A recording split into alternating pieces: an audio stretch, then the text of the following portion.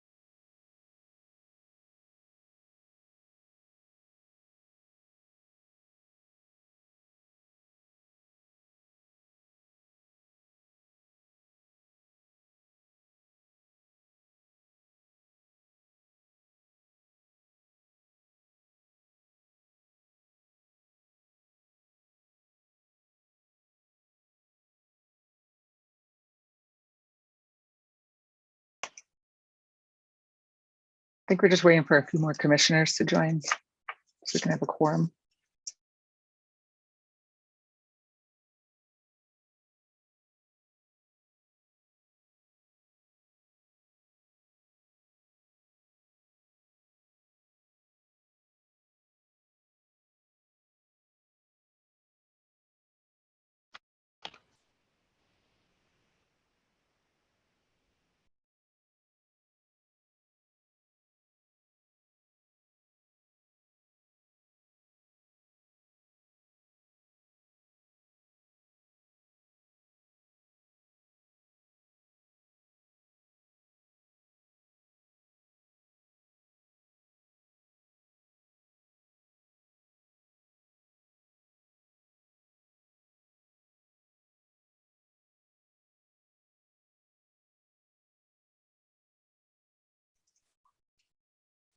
Are we ready?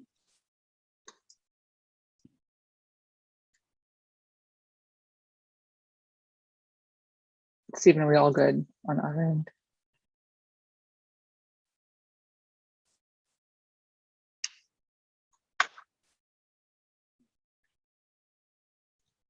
We're ready on our end. Great. Thank you, Paul. Okay, we'll call this meeting to order at 1:38. First, we'll do a roll call. Commissioner Alexander. Present. Commissioner Brown. Here. Thank you. Commissioner Flick, present. Commissioner Lunn. Paul. Commissioner Sieg. Here. Commissioner Stewart. Commissioner Stewart. And Commissioner Wittry.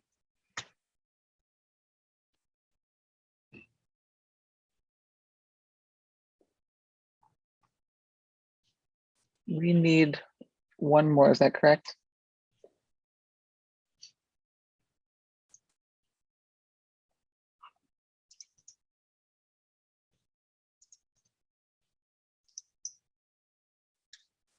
Commissioner Wittry?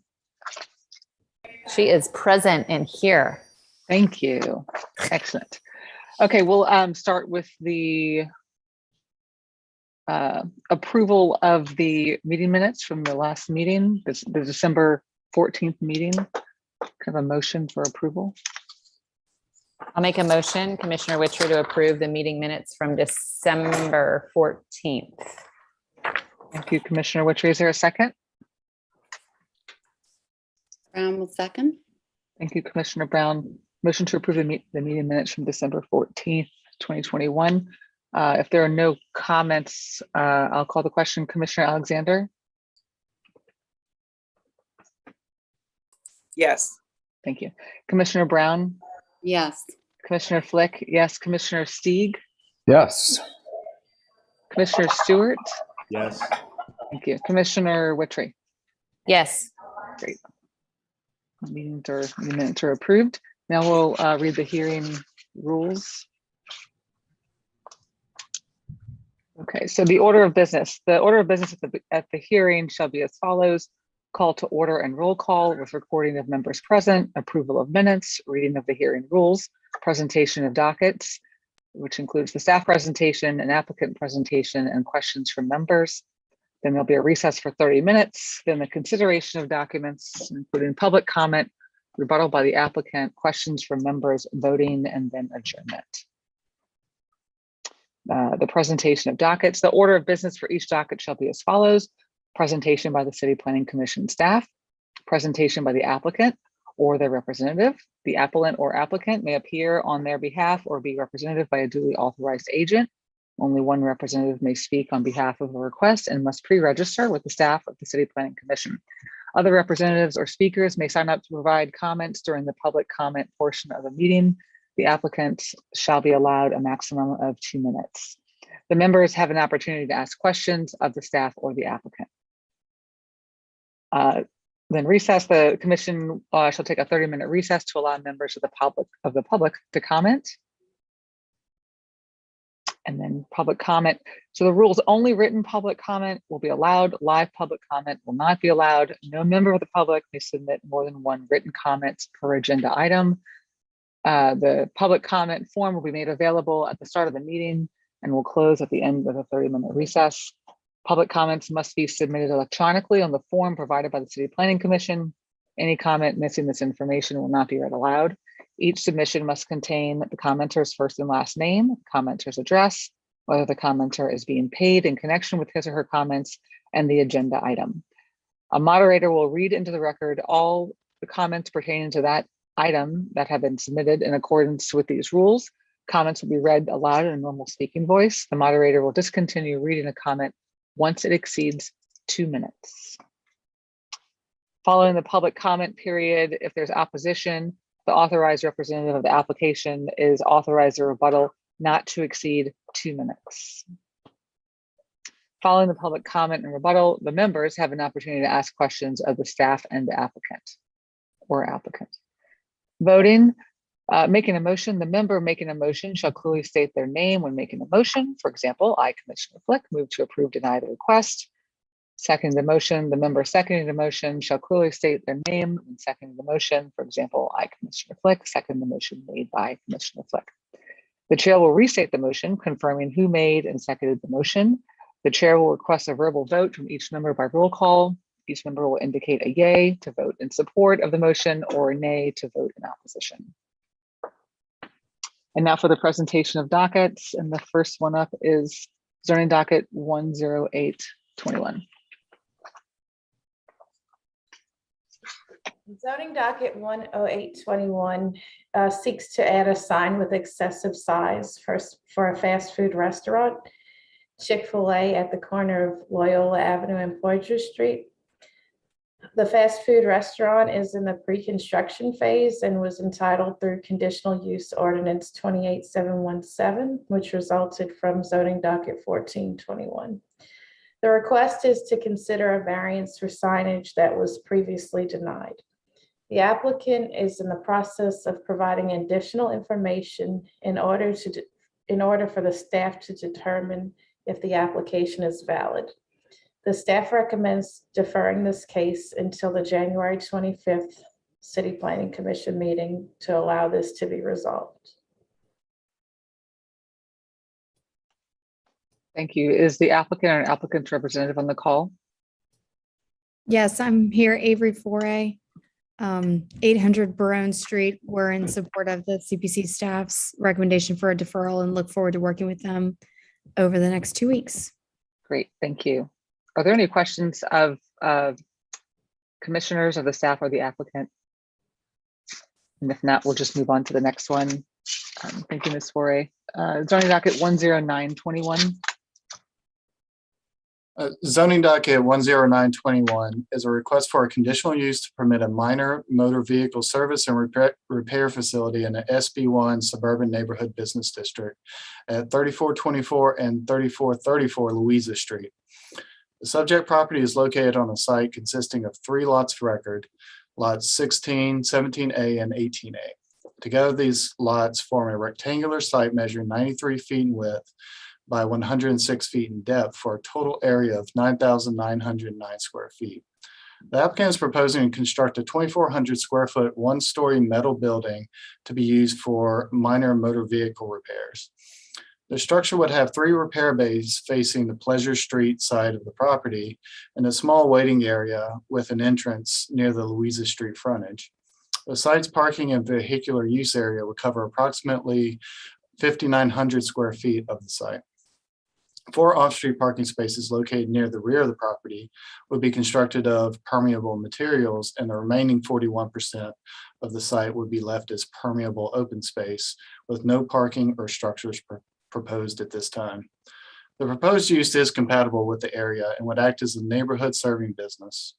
The site is presently vacant, and the establishment of a minor motor vehicle service and repair facility would provide area residents with a nearby business to service their vehicles.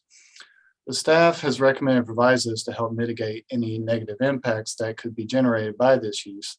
It includes requirements for building design that will ensure the proposed structure is compatible with the character of the neighborhood and the intent of the SB1 district. And the staff finds that the proposed use meets the standards for approval in Article 4 of the CZO and is consistent with the master plan.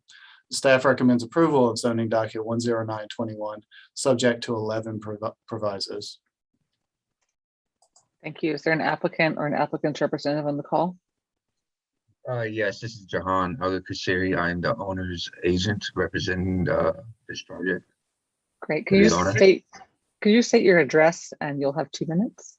Yes, my address is 1337 Crescent Street, New Orleans, and Louisiana. And I have no disagreement with this. I'm fully in agreement with the approval, and we will abide by the 11 provisions that have been stated in the draft.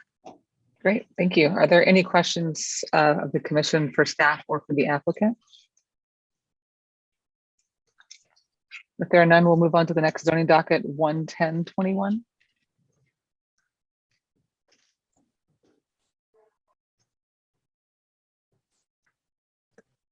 Zoning docket 11021 is a conditional use application affecting a property located at the corner of Franklin Avenue and Charter Street. It's the former location of Feelings Cafe in the Marigny, and the proposal is to establish a new bar, Mimi's, which previously occupied another nearby location at this new location. So this requires conditional use approval for 2 reasons. First, it's zoned HMC1, and all bars within the HMC1 zoning district will require conditional use approval. Secondly, it's a little bit over 3,000 square feet in floor area, and any commercial use, bar or not, that's over 3,000 square feet also requires conditional use approval in this HMC1 district. HMC1 district is a small commercial district that's applied to historic commercial properties in the interior of the neighborhood, and it's intended generally for small scale uses. This particular building, because it's a 2-story structure, has a little bit more square footage than your average commercial zoning in the property. The staff finds that this is an appropriate use of the space. It's a little bit larger than other nearby bars, but not out of the really what's appropriate for the HMC1 district. The staff does recommend a proviso that regulates the use of the second floor space, so that area that's located as TBD on the second floor is really just used for back house space and not for a public seating area. But with that note, I think generally we find that this is appropriate for the district and with the master plan, and recommend approval with 9 provisos. Thank you. Is there an applicant or an applicant's representative on the call? Yes, Commissioner Zachary Smith here on behalf of zoning docket 11021, address 530 South Norman C. Francis Parkway, New Orleans 70119. Thank you, Mr. Smith. You have 2 minutes.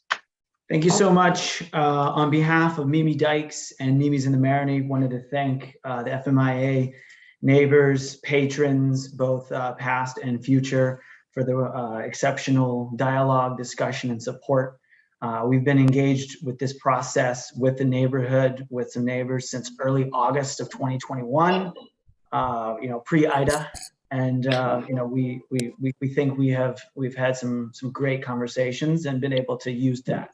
Wanted to kind of jump into the provisos. One point as a technical clarification, we do believe that there should only be 8 provisos. We think there might be a technical issue where proviso 7 and 8 are actually broken up into proviso 7 and 8. So we think that might be an issue where it should be combined into just proviso number 7 for a total of 8 provisos. And secondly, while this is we think it's a fantastic review of the project by the staff, and we love the support and the understanding that this is in fact a commercial district in the Marigny, and this is exactly what the zoning district calls for. We would like to have a greater discussion about the proviso number 1. We've had thoughts. One of the reasons why we've marked those areas as TBD is to make sure that there was flexibility for pool tables, potentially taking an existing bar and sliding it over into that portion of the area.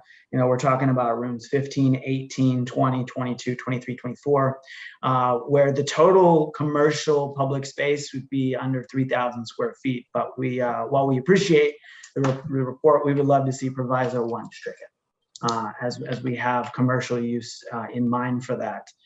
Thank you. Thank you, Mr. Smith. Are there any questions of the commission for staff or for the applicant? Stephen, can you comment on the provisos, number 1, and then the merging of 7 and 8? Yeah, I'll refrain from 7 and 8. I'm waiting for my document file.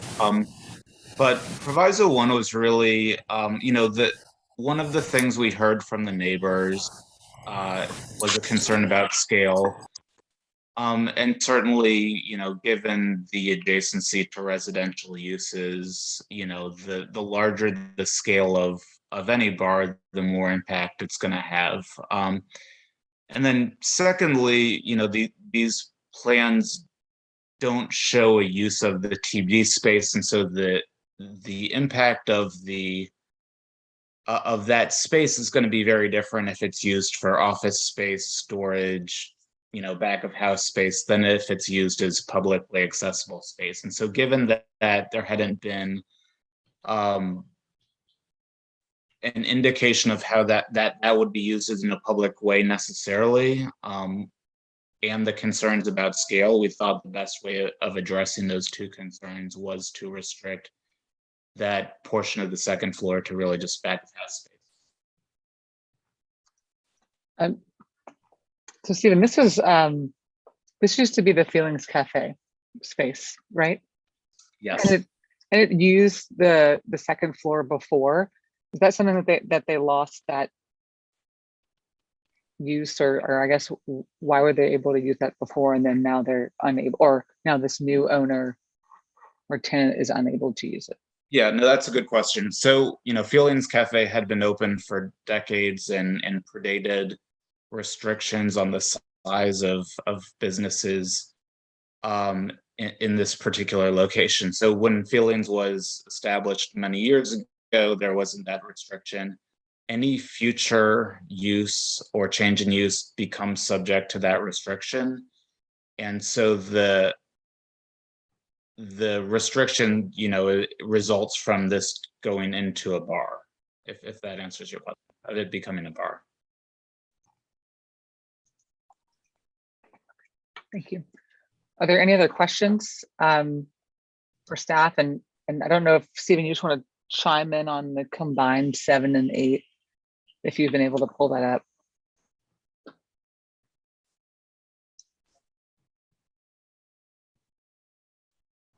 I think I'm trying to pull it up now, but I believe Zach is correct that that's a single proviso that kind of got formatted into 2 different things.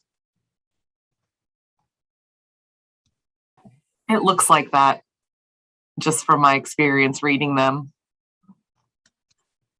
Yeah, so we're totally fine with combining and renumbering accordingly. Great. Are there any other questions from the commission for staff or the applicant? I have a question. Are you aware with number 1 that it was a neighbor concern with having use in that second floor? Commissioner Witry, I'm assuming you asked that question to me. I want to make sure Yes. before I start talking. Yes. Stay in line.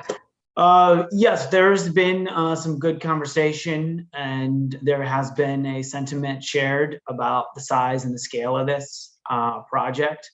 I would say that there was an earlier discrepancy where there was a question about the use of the second floor, and firsthand knowledge from various neighbors, occupants, former owner who actually lives half a block down the street. The second floor was always in use. We even have the inspection report from the fire marshal. We made sure to go dot all of our I's to make sure that that second floor was in fact a legally occupiable space. It definitely has been a question that's been brought up, and it's one of the reasons why during our engagement process, we've asked very clearly multiple times to some people, hey, what are some of your proposals to kind of counter that? And we've generally been given just kind of blanket no's rather than, we'd love to see this space removed or this space removed. I want to point out that the total amount of commercial space for where customers would still be less than 3,000.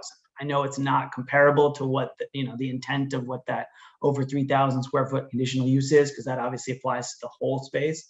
But the customer seating areas where those TBDs are and those rooms are rattled off, 20, 22, 23, 24, which are all pretty small spaces, they all add up for the whole space to have less than 3,000 square feet of where the customers could enjoy. And to really create that facility, that atmosphere that Mimi knows how to do, that welcoming environment, this is definitely an important part to have full use of that space. Thank you. Thanks. Are there any other comments or questions for the owner or for the app or for staff? I have a question for the applicant or the representative. Did I just interrupt someone else? No. I know you said you had some engagement with the community during the NPP process. And while there are letters of support in general, there's some very serious concerns, or at least significant concerns registered by not only the neighborhood association, but lots of immediate neighbors. Were any of these issues resolved? Because in our packet, there are pages and pages and pages of some, and while I know that, it seems that previously it was a popular place. This is just a totally different use of that very popular, what was formerly Feelings. How do you respond to all the opposition? Thank you for your question, Commissioner Brown. Overall, there's a general sentiment of, making sure that there's an actual useful way to utilize this building. As the owner has pretty much conceded, a restaurant use at this corner has since Feelings, there's actually been another unfortunate failed attempt to utilize a restaurant space in here. The neighborhood is not, and I don't mean a neighbor or neighborhood group, but the market has not been doing well for a restaurant at that location. Specifically to this, it should be in your packet. It's up for discussion. Proactively knowing that there would be some concerns about noise, etc. I do believe it may be one of the first times ever done. Before we even met with the neighbors in early August, we had what we did was stabs at drafts of provisos that we would recommend to almost self-impose on ourselves. I do want to clarify that any sort of relation to a former establishment was a different business entity, generally stirring from, at this point, 7 years ago, of things that have been settled, and this is a new day moving forward. But if you see through your packets, I know I can't share screens with you guys and present other documents, and they're in there. We went from day one with telling people what we wanted to do, how we wanted to do it, how we wanted to do it securely, how we wanted to do it, what our best foot forward, not in some sort of grand negotiation scheme. Hey, here's the real issues that we think are going to solve these things in the spirit of moving this thing forward. And we've proposed many things. At the same time, while there are some neighbors that have opposition, we have probably close to 2 dozen, in the immediate vicinity, in the neighborhood, where there's, I would say, an equal amount, if not greater, that do approve of this thing. So, we even submitted a map for it to kind of highlight, the support, so that it could be visually shown. But I would tell you that if you look at what we've engaged in, and by no means do we think that just because the CPC has not utilized any of our provisos that we're not going to be subject to those. Talking about closing the doors at sunset so that any sort of activity and noise is kept within that building, making sure that there's the appropriate number of staff on duty at all times, especially in the evenings. The movement specifically of the bar area, there's no increase proposed at all of any bar areas that wasn't already previously in Feelings Cafe. So everything's just, a rearrangement of moving, but specifically taking the bar that's kind of wedged by the courtyard and putting it in that corner space, knowing that that's the active corner so that they can have eyes towards the street and they can manage their crowd.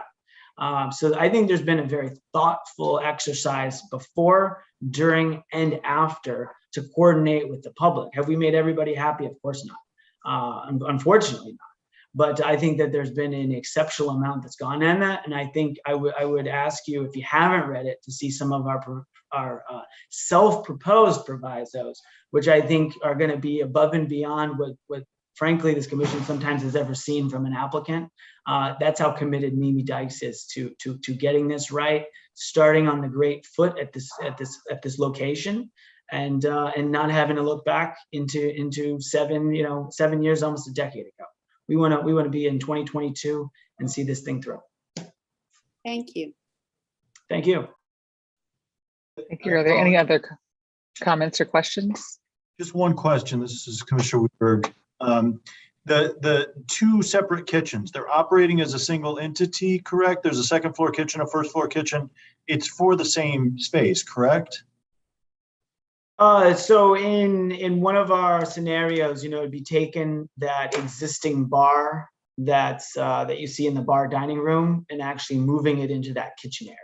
And that's why, we strongly, push against the proviso 1, because that would obviously restrict that, so again, it would not increase any of the actual bar area because we'd be relocating existing bars. But that kitchen on the second floor, there'd be some light kind of food prep, but essentially the ground floor kitchen is really where the magic happens for that top rate chef activity. But think visually, be thinking about how the bar on the second floor is really relocating to that space. Okay, so there's a scenario under which you do away with one of the two kitchens. Yeah, we'd be removing that kitchen on the second floor. There'd still, there'd be preparation and things happening, but the actual kitchen, the meat of the kitchen, is going to be in that ground floor space. Gotcha. Thank you. Thank you.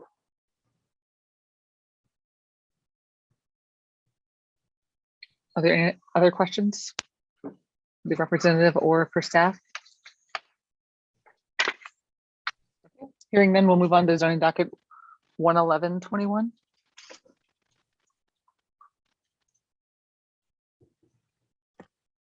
Zoning docket 11121 is an application to establish a wine shop in an existing building along Oak Street between Carrollton and the river. That stretch of Oak Street is within a mixed-use district that is intended to accommodate small neighborhood supporting uses.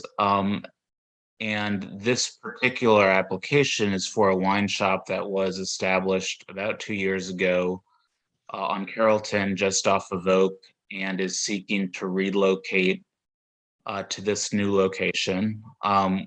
I think in general, we think that wine shops, especially small ones like this, are generally compatible with their surroundings, make a lovely neighborhood amenity, and really would contribute to the corridor. And so the staff is supportive of the application and does recommend approval with standard provisos. Thank you. Is there an applicant or an applicant's representative on the call? Yes, this is Ron Lazel with Weber Consulting, 2131 Bienville Street. First of all, we want to thank you commissioners for all the work that you do, and especially CPC staff in the past 2 years has certainly faced many hurdles and difficulties, and they're always accessible, always there. So we thank the staff for all of their hard work on everything that they do. We stand in support of the CPC staff report for zoning docket 11121. These are, as Stephen was stating, these are locals. It's a family-owned business. They live in the neighborhood, and they are moving about 2.5 blocks from their current location because the building they were in was sold. So again, we stand in support of it and are here for any questions that you might have. Thank you. Are there any questions for the applicant's representative or of staff in the commission?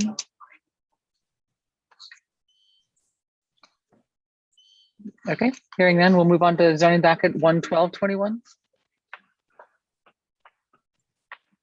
Zoning docket 11221 is a request for conditional use to permit a secondary educational facility in an HURD2 district. The site is bounded by South Salcedo, South Gayoso, Cleveland Avenue, and Canal Street. It's composed of 5 lots, which combined form an irregularly shaped property with frontages on 3 different streets, and all the lots are currently vacant. The applicant proposes to develop an accessory parking lot on these vacant lots, which would be accessory to the proposed campus annex located in the adjacent building that fronts Canal Street. The applicant proposes to renovate that building to accommodate a dedicated 9th grade campus, which would be used by Warren Easton Charter School, which is located across Canal Street from the subject site and would be considered part of the school's campus. The building portion of the property is not part of this conditional use request because it is located in an HUMU district in which educational facilities are permitted by right. The site development proposal includes 22 off-street parking spaces, of which 11 will be developed on the HURD2 portion of the site.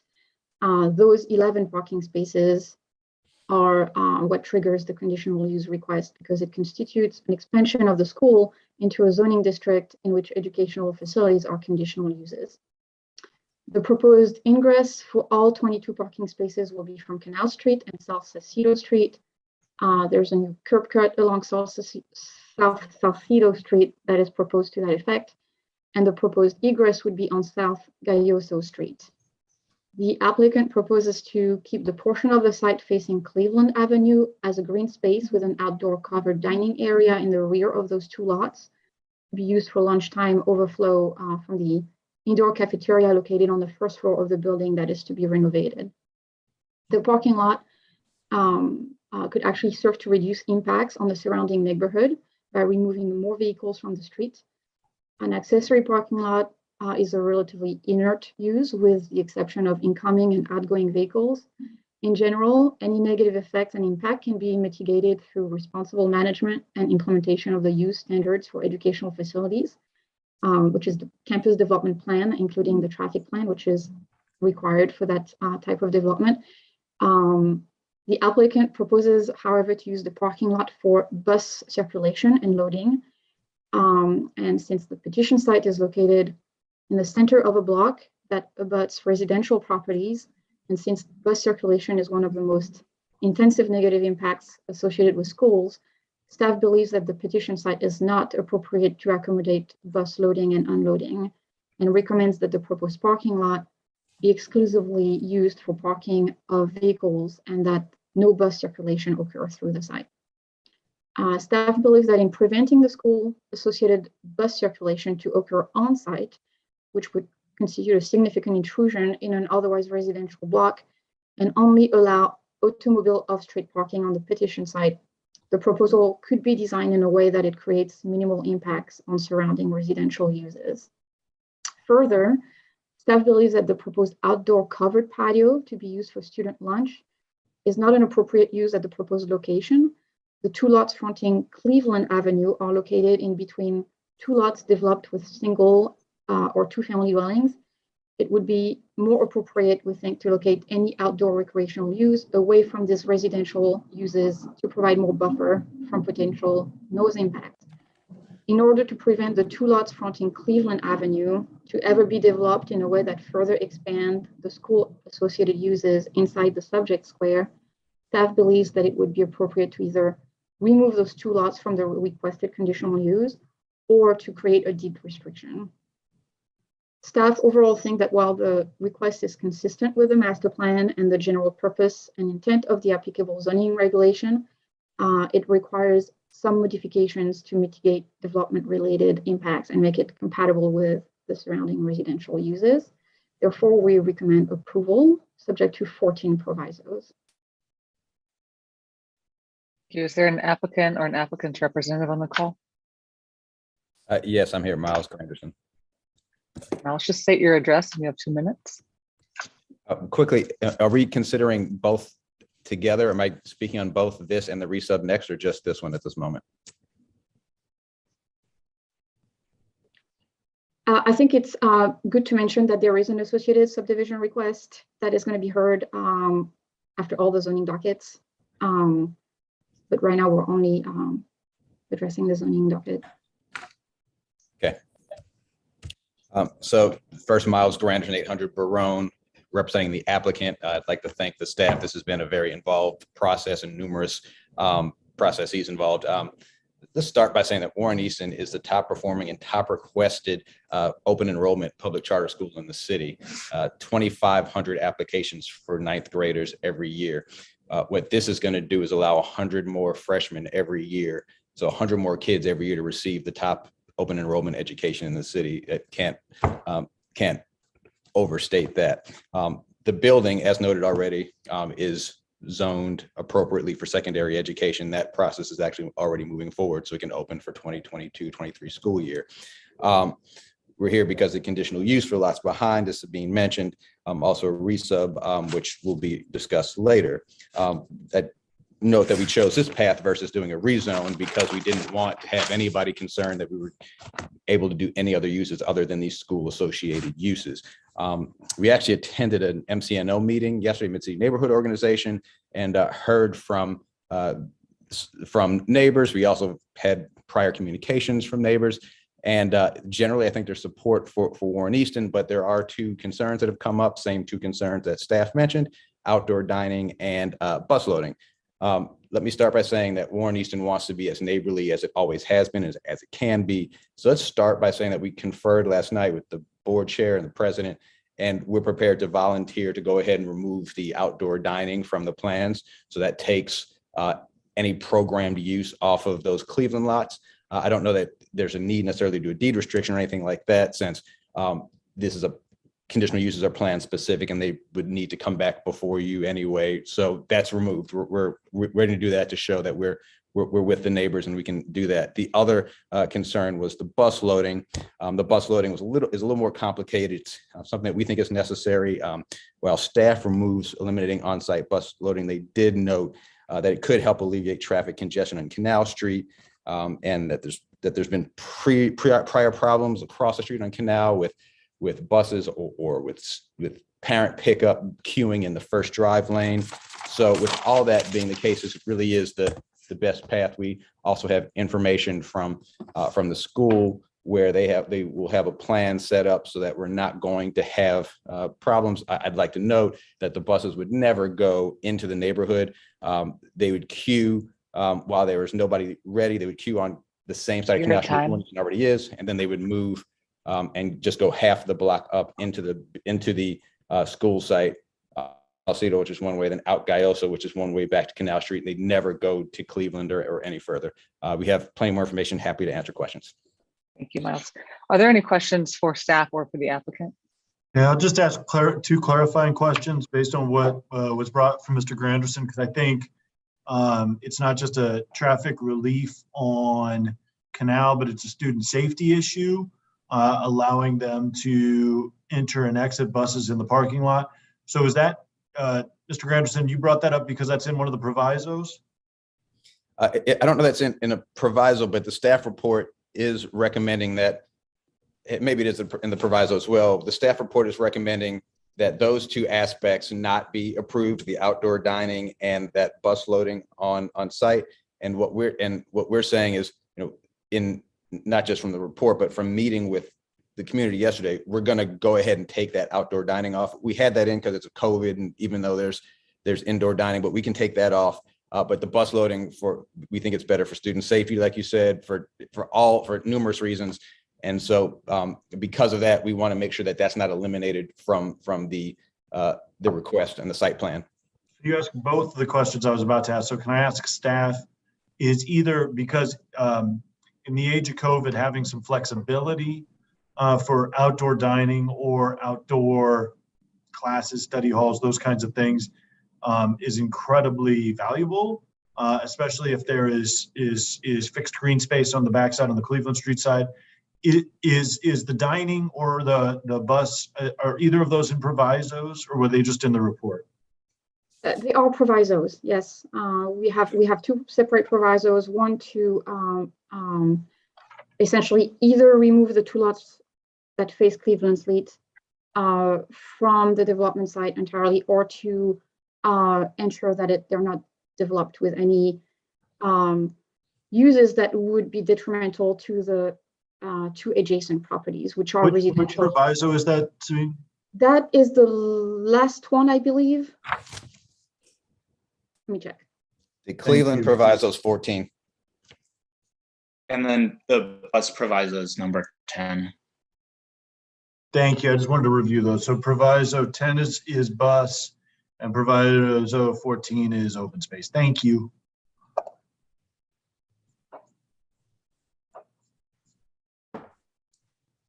Madam Chair, I have a question for Mr. Grandison. So, Mr. Grandison, I think when you first started speaking, you said that if this proviso goes through, it will allow for an additional 100 students in a 9th grade class? Well, so the school itself will allow for an additional 100 students in a 9th grade class. Right now, they're able to accept. They accept about 250 out of 2,500 applications is what they're able to accept for space. So what they'll be able to do is increase that by 100 new students every year by moving 9th grade across the street to this new building. Okay. Thank you. Are there any other questions or comments for staff or representative?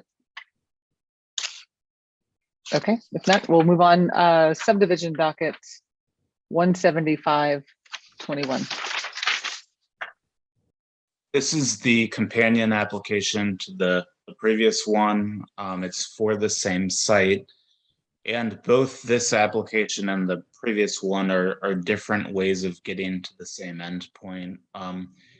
Essentially, the Warren Easton, the expansion site itself, the school building itself is in a mixed-use district along Canal. And then the areas behind it are residentially zoned and cannot be used by the school unless with conditional use approval. And as you know, what's motivating that is largely the desire to use it for parking.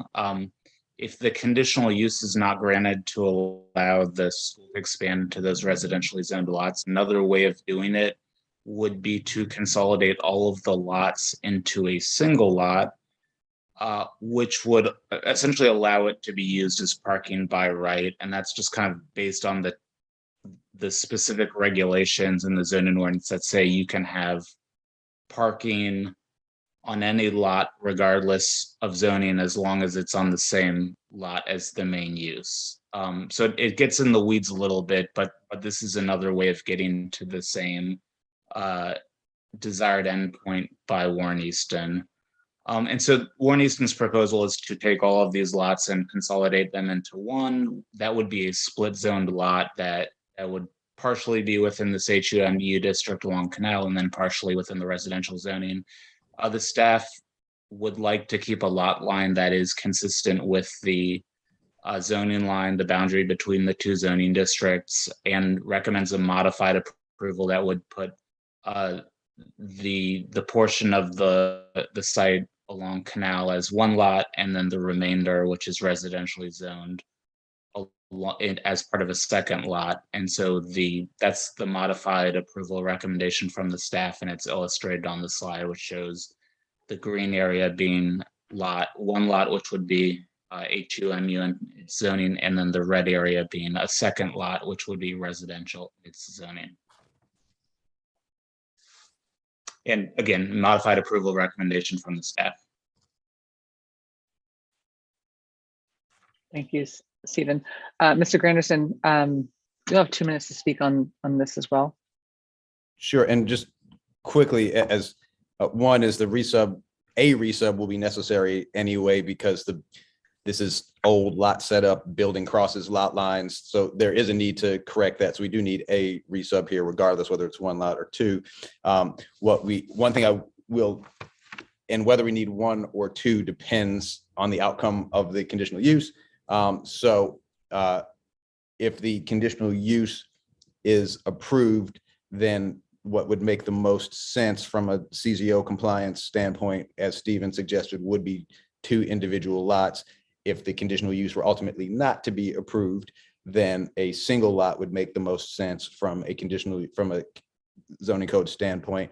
So there's a couple of things that have been discussed. One of which is we probably then need, when we're addressing the conditional use on the back end, proviso 2 notes is requiring it to be consolidated into a single lot of record. So that would probably need to be adjusted such that it can be 2 lots. That's 1, so that these 2 recommendations can align with each other.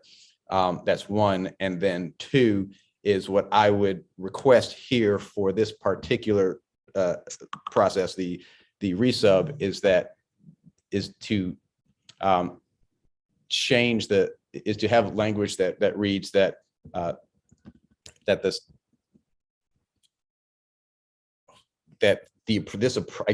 to condition this approval on the outcome ultimately at the council level, since that's the ultimate outcome of the conditional use, and that if that conditional use is granted, then this is the approval of a 2-lot scenario, and if the conditional use is not granted, then this is the approval of a single lot scenario.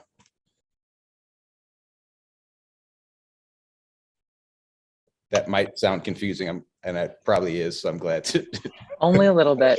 So, Mr. Granderson, I have a question for you. So the actual the lots that are in question, I remember previously, I think we approved, one lot was being used as maybe an annex to the school for like fundraising or alumni. Is that still the purpose use, the intended use, or is the use of these lots changing strictly for parking? So I think that is from a different property, a different conditional use that was, I think that's the property that was on Iberville, and not this one. Yeah, you're correct, Miles. There was a conditional use that was requested a couple years ago, maybe 3 years ago, for a building across Iberville Street from the main campus. It was a single lot that was supposed to be as an office. It was approved, but I believe the intent from the applicant was to let that conditional use expire, because there's no longer any time for that to happen. Okay.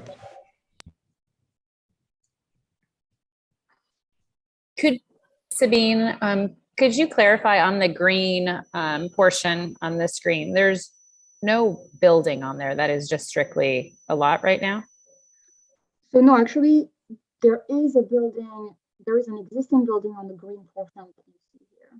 And does that's the 5-story building that is supposed to be renovated for the extension of the school, which is not subject of the request because it is zone HUMU, so it is a permitted use. Okay. I don't know why it doesn't show. I think it's just survey really small, and I don't know. And do any of the building from the red to the green is a building actually over 2 lots right now, or is there a dividing line? Yeah, I think it is over the 2 lots that front on Canal Street. There are 2 lots in that green area, side by side, that front on Canal, I believe. Yeah, that's correct. The Canal Street is 2 lots, and the lot line is right through the building.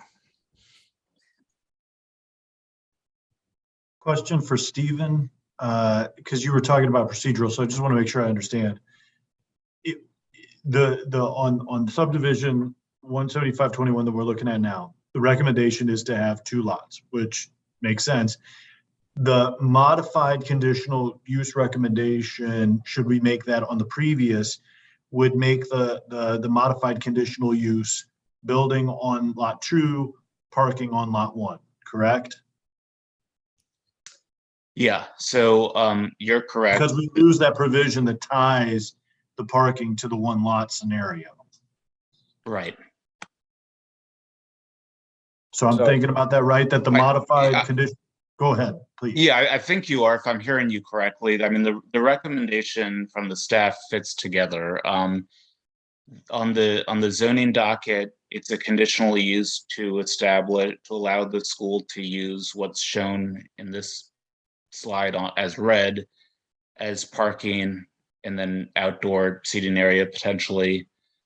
And so the conditional use applies to the red shaded area on this slide. And then the staff recommendation on the subdivision is to make the property 2 lots. The green portion facing Canal Street, which does not, is not bound by the conditional use ordinance, and then the red piece that's remainder, which is bound by the conditional use ordinance. And to clarify what I was saying earlier, because I think I was probably not super clear, is sure, there's probably a need to make the conditional use proviso fit with this, but I think there's also a need, or there is a need, to make the recommendation here or here sync up too, because the conditional use won't end today. The conditional use will go to council, and then for that, the single lot scenario again makes sense if the conditional use does not pass at council, and the double lot scenario makes the most sense with CZO compliance if the conditional use does pass.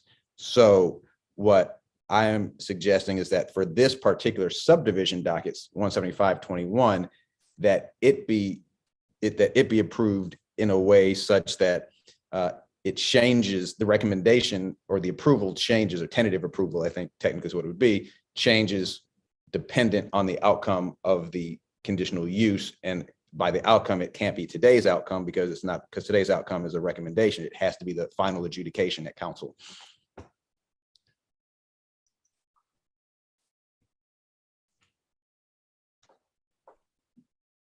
Thank you. Stephen, can I just ask, to Mr. Granderson's point about number 2 on the previous zoning docket, that was for combining all of the lots that are in red that are shown here. Is that correct? Yeah, that's right. Okay, so it's not combining all of the lots, it's only combining the lots in red as it relates to that. So we can, okay, I now understand. Are there any other questions or comments from staff? Or Stephen, do you want to reply or have anything in response? Yeah, so Miles and I were emailing on this topic before the meeting, and I think I misunderstood a little bit what he was saying then. And so I'm going to say something different now than what I said then, which is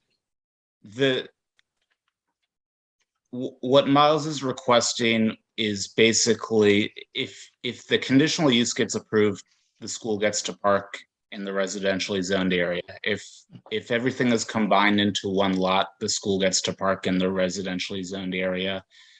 And so the outcome of the subdivision would be determine how the lot could be used, which is something that a subdivision doesn't normally do. It's kind of out of the scope of what the staff's review looked at, because it's really, it's the substance of what the council is going to act on, as part of their action on the conditional use. And so I think that the staff doesn't necessarily, have a position one way or another as to the revised language that Miles is suggesting, but do know that if a subdivision is approved to consolidate all of these lots into one lot, that would create a by right ability for the school to park on the residentially zoned lots, and would really eliminate the need for the conditional use, because the conditional use is intended to do the same thing. Got it. Okay. It would Sorry, eliminate Mr. Granderson. the conditional use just for parking, but not for anything else. Right. Correct. That's correct. Okay. Are there any other questions of the commission for staff or for the applicant's representative?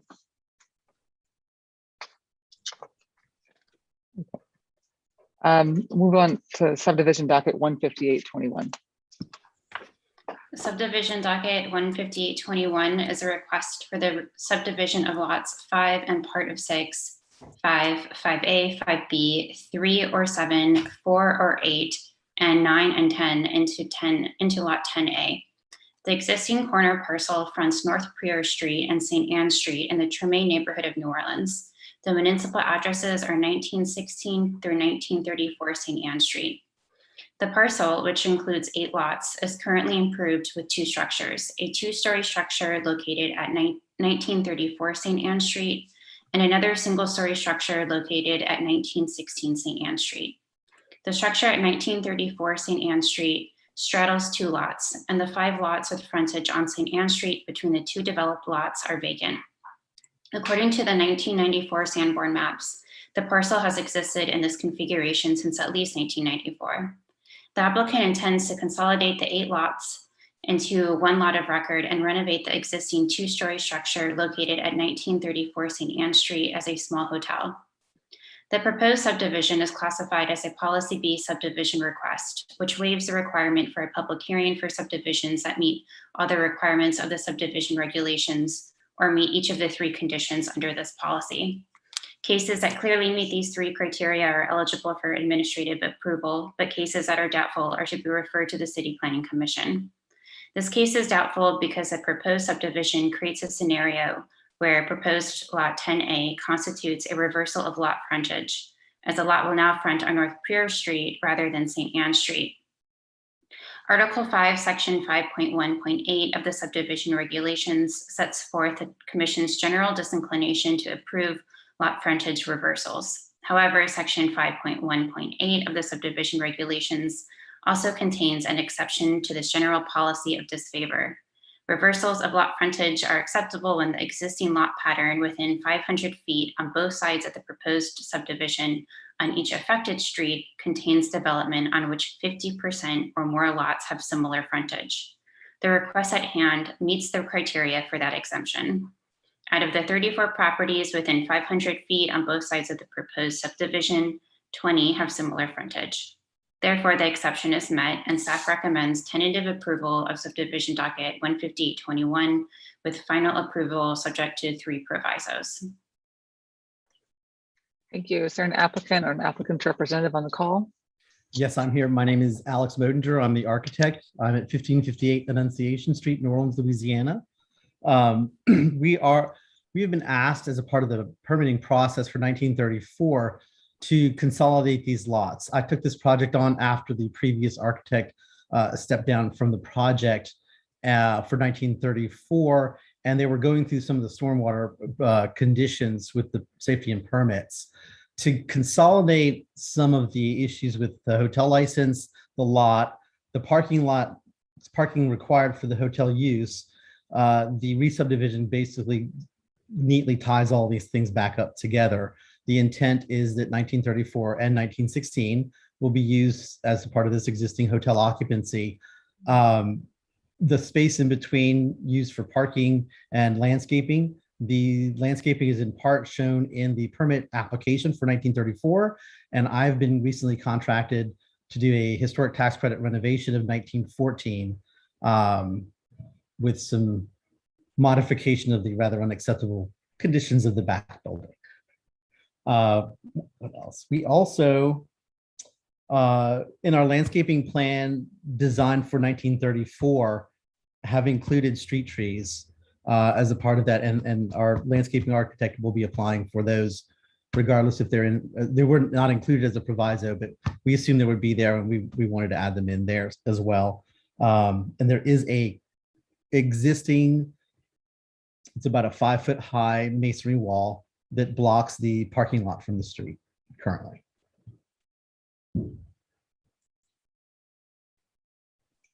Thank you.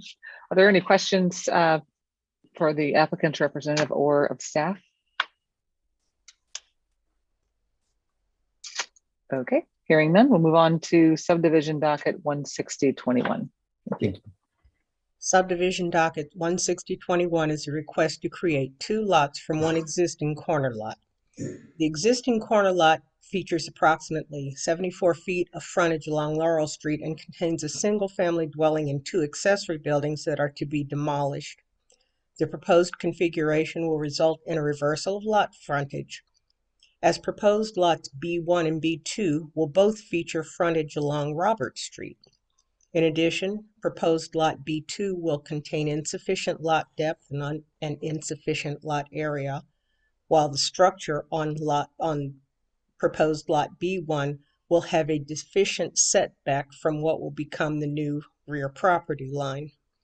Accordingly, this application must be considered by the City Planning Commission as a Policy B request, as it does not meet any of the 3 criteria for administrative approval as put forth in Article 3, Section 322 of the subdivision regulations. This subdivision will not result in a new land use. The site currently contains a single-family dwelling and use and will continue to do so if the request is approved. Single-family residential uses are contemplated within the range of uses of the residential low-density pre-war future land use category, and thus the proposal is consistent with the master plan.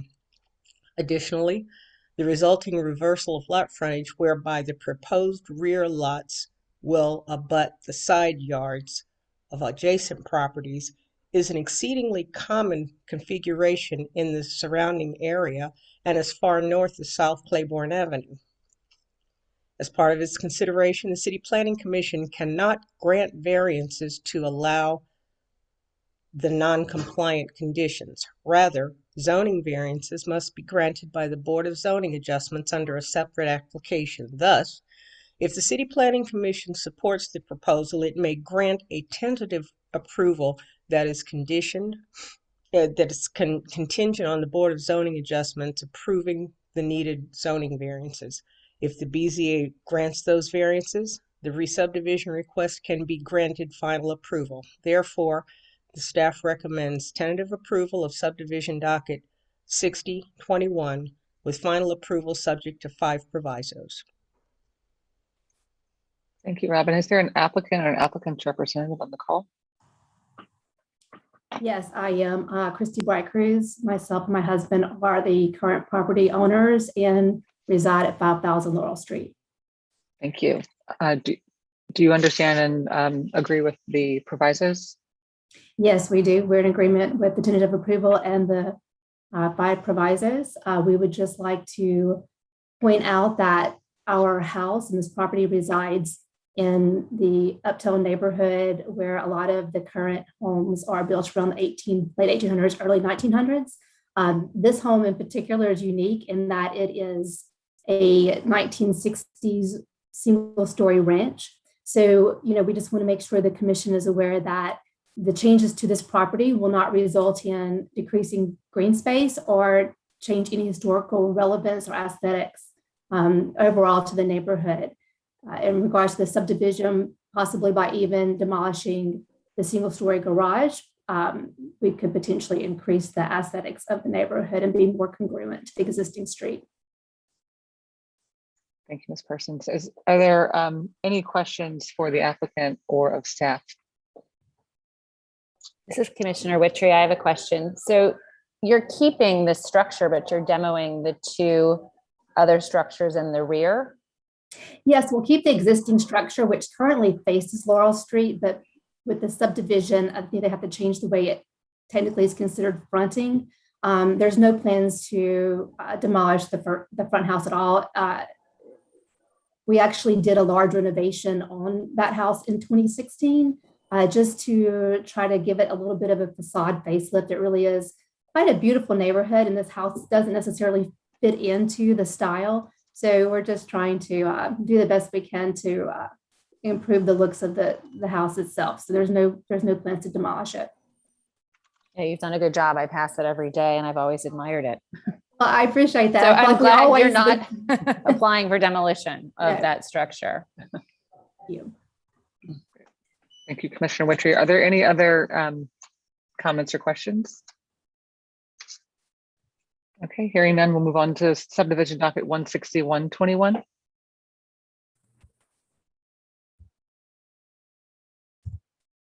Subdivision Docket 16121 is a request to subdivide existing lots 22 and 23A into lots 22A, 23A1, and 23A2 in the Pigeontown Leonidas neighborhood.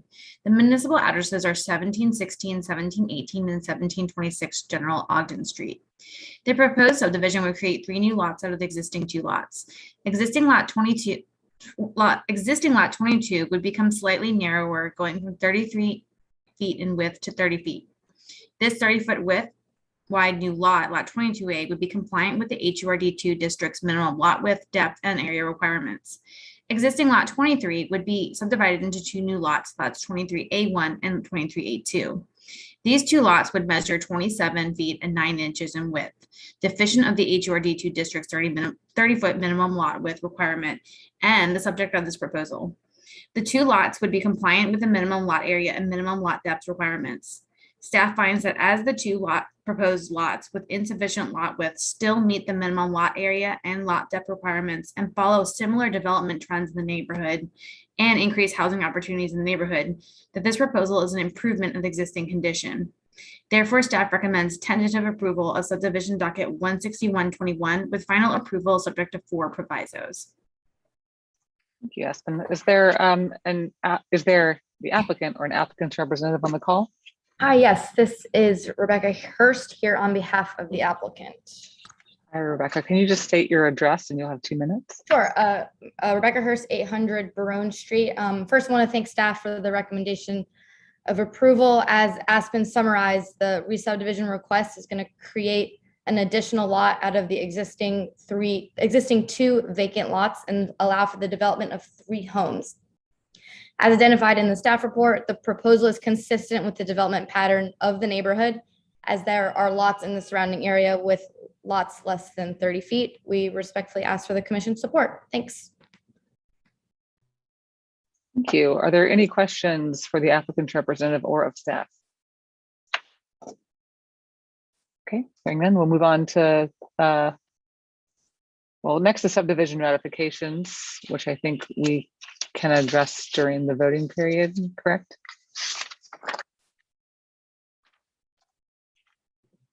Yes. Yeah, and then the remaining dockets, zoning docket 00122 through 00422 are set for deferral, the January 25th meeting. So that concludes our presentation of dockets. We'll have 30-minute recess. I'll be looking for a motion from the commission to recess. Commissioner Witry will make a motion for 30-minute recess. We'll come back at 3:15. Second by Commissioner Stewart. Thank you, Commissioner Stewart. I'll call the question for recess until 3:15. Commissioner Alexander? Yes. Commissioner Brown? Yes. Commissioner Flick, yes. Commissioner Lunn? Yes. Commissioner Stieg? Yes. Commissioner Stewart? Yes. Commissioner Witry? Yes. Great. We'll see you at 3:15. Commissioner Flick, can I make a quick note? Sure. Just during the meeting just now, we were notified that some of the public comment that was submitted for the Mimi's and the Maroney item, so that's zoning docket 11021, was inadvertently not included with the staff report that was published on the website. So I just sent those materials to you as a commission, and you can view them over the break if you like. Okay. Thank you. Okay, we'll see you all at 3:15.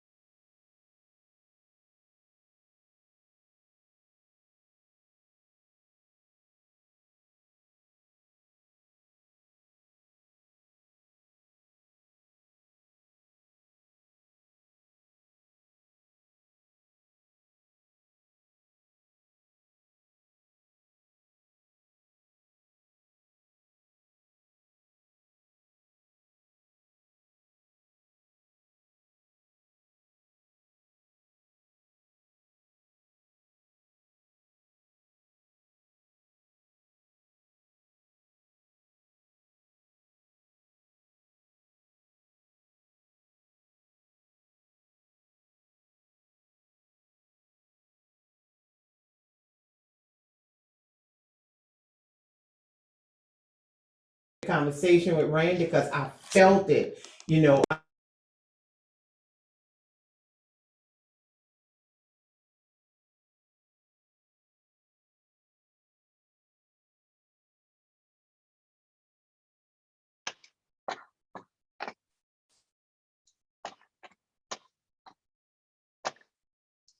I think we're just waiting to receive the comments.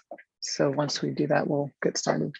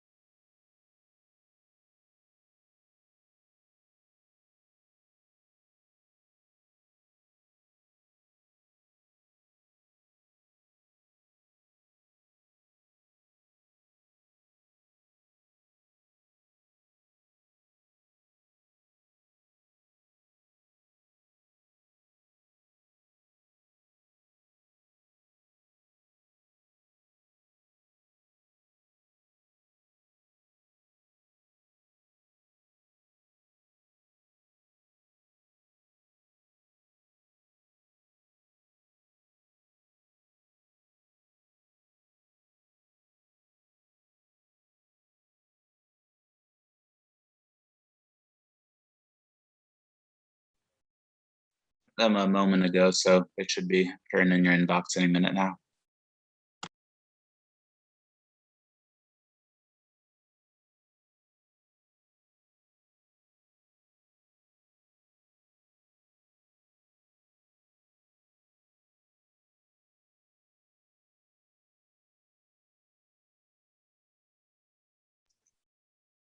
Other than that, we're ready to go.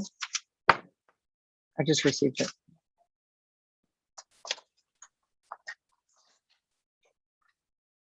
Larry, are you ready to go? Yes, we're all set.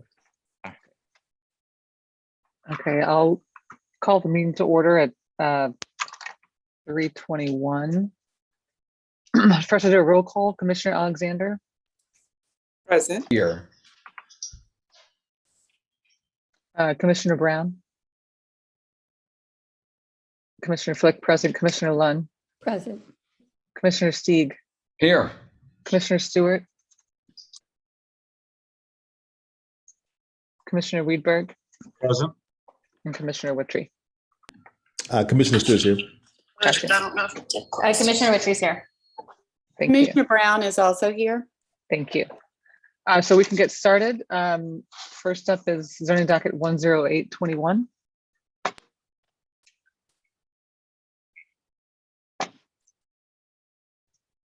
Other Yeah, I don't see any comments for that docket. Okay, and we'll be looking for a motion. This was, actually, this is a deferral to the January 22nd, the January 25th meeting, 2022. So we're looking for a motion for deferral. Commissioner Lana, move for deferral of zoning docket 109-21 to the January 25th CPC meeting.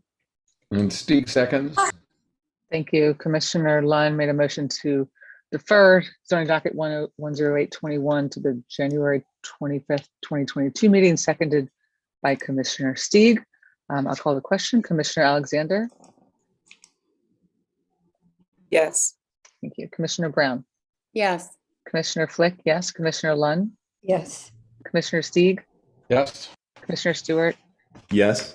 Commissioner Weidberg. Yes. Commissioner Wittry. Yes. Thank you. Motion passes. Next is zoning docket 10921. No public comments. This was set for approval subject to 11 provisos.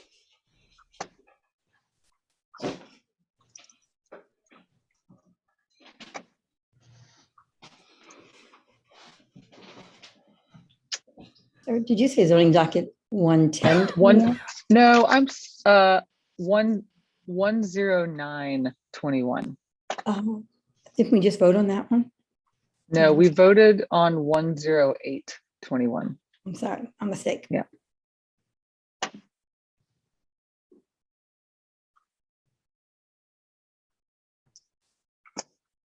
(109) 10921 is the motor vehicle service and repair facility on Louisa Street. And staff recommends approval with 11 provisos. I guess Commissioner Lana move for approval subject to 11 provisos for zoning docket 10921 as recommended by staff. Thank you. I'll second that, Commissioner Witry.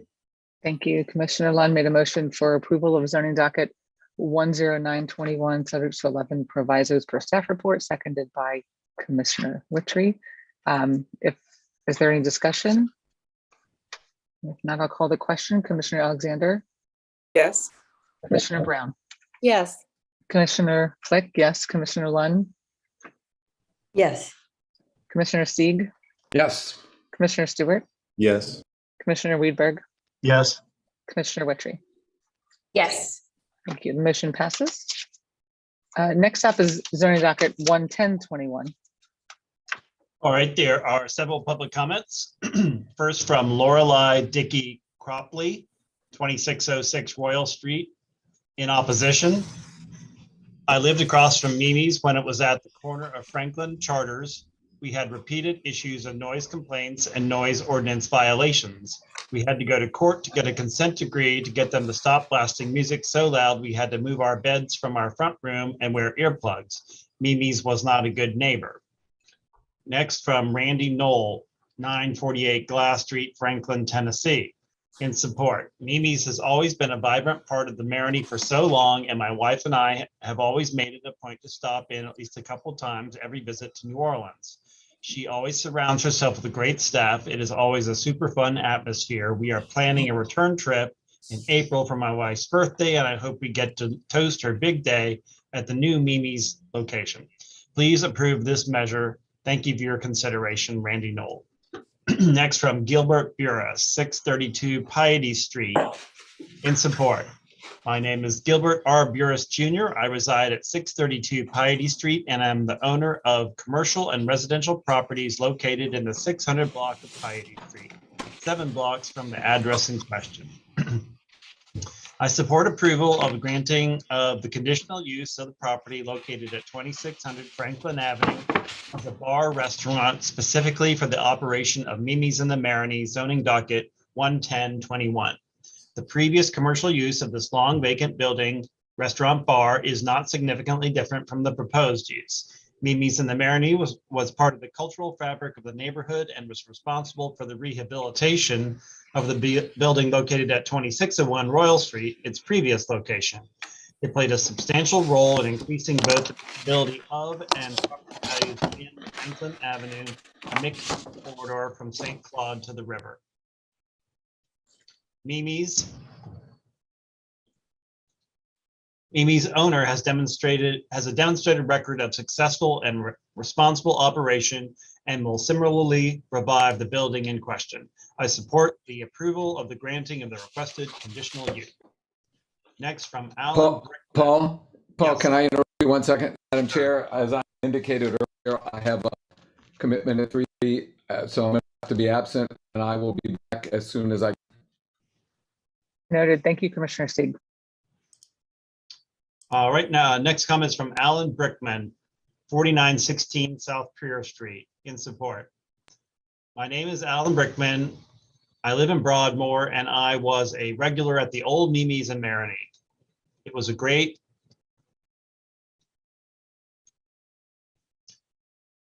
restaurant bar that played a major role in establishing Franklin Street as a uniquely desirable destination for both tourists and locals.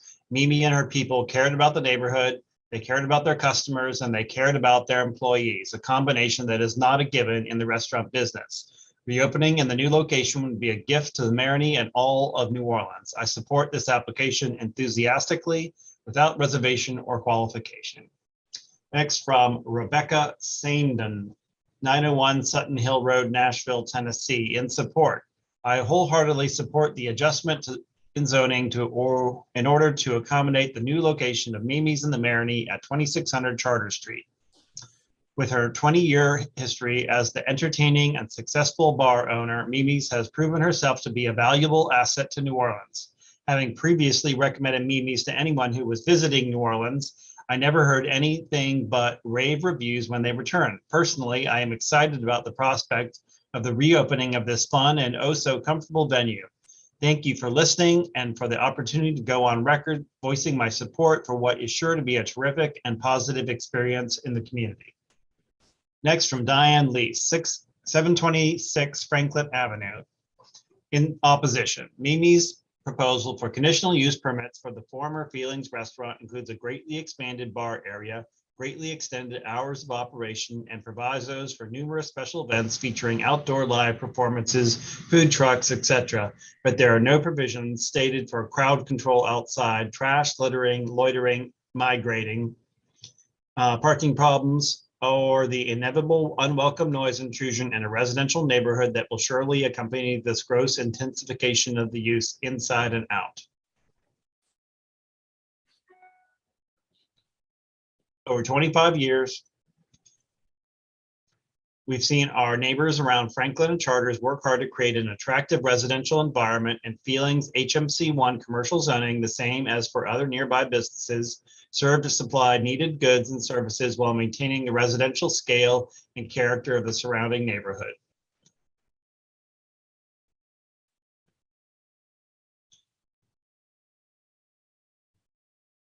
Housed in a historic building, Feelings was a welcoming place for drinks or dinner with friends and visitors. Not shiny or faux, it was authentic and weathered and imperfect and lovely. For years, it felt like home. Mimi's, the new project, does not feel like home.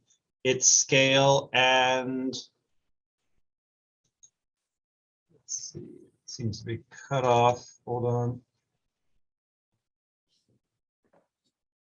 Its scale and ambition does not reflect the character or needs of that area. This attempt to shoehorn an inappropriate business, a mega bar, onto Franklin Avenue, a predominantly residential street with a surfeit of bars, where it will inevitably cause conflicts as well as a diminishment of resident property values, shows utter disregard for the basic quality of life of current residents. And therefore, we must conclude that the only way for this project to proceed as proposed is to get rid of the neighbors first.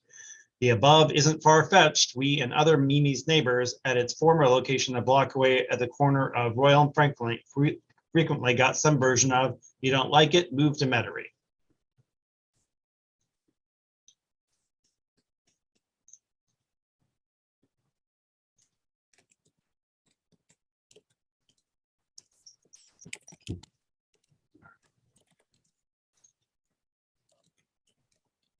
Sorry, the formatting of this is just a little strange. All right. Next, from Jackie Bryce, 2611 Charter Street, in opposition.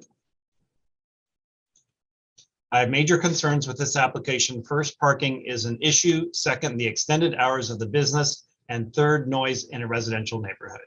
Next, from Alan Johnson, 1418 Charter Street, representing FMIA, in opposition. We took considerable time to address the conditional use requirements written into the CZO, and we were very disappointed to see that the staff report didn't address our letter or even lay out why they believe the applicant meets the requirements. Therefore, we ask you to please address our concerns. We believe there is no way that this application qualifies, and we ask you to consult our letters, pages 225 to 230 of the staff report. Specifically, there needs to be a public need for a bar in this district. This is addressed in the purpose section 4.3a of conditional uses in the CZO.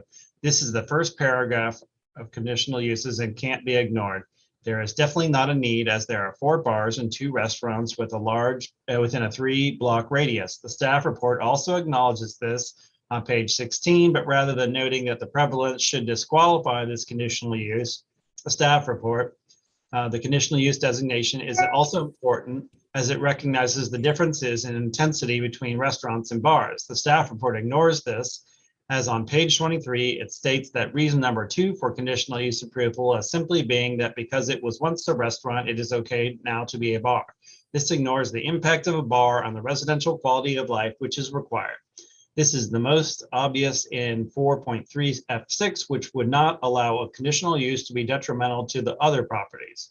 The transition from a restaurant opening from 5 to 11 to a bar open from noon till 4 or 5 in the morning, as well as numerous special events, food trucks, and parklets, all of which will be allowed. We urge you to deny this conditional use as it is in conflict with the requirements for a conditional use, as there is no need for more bars in this area.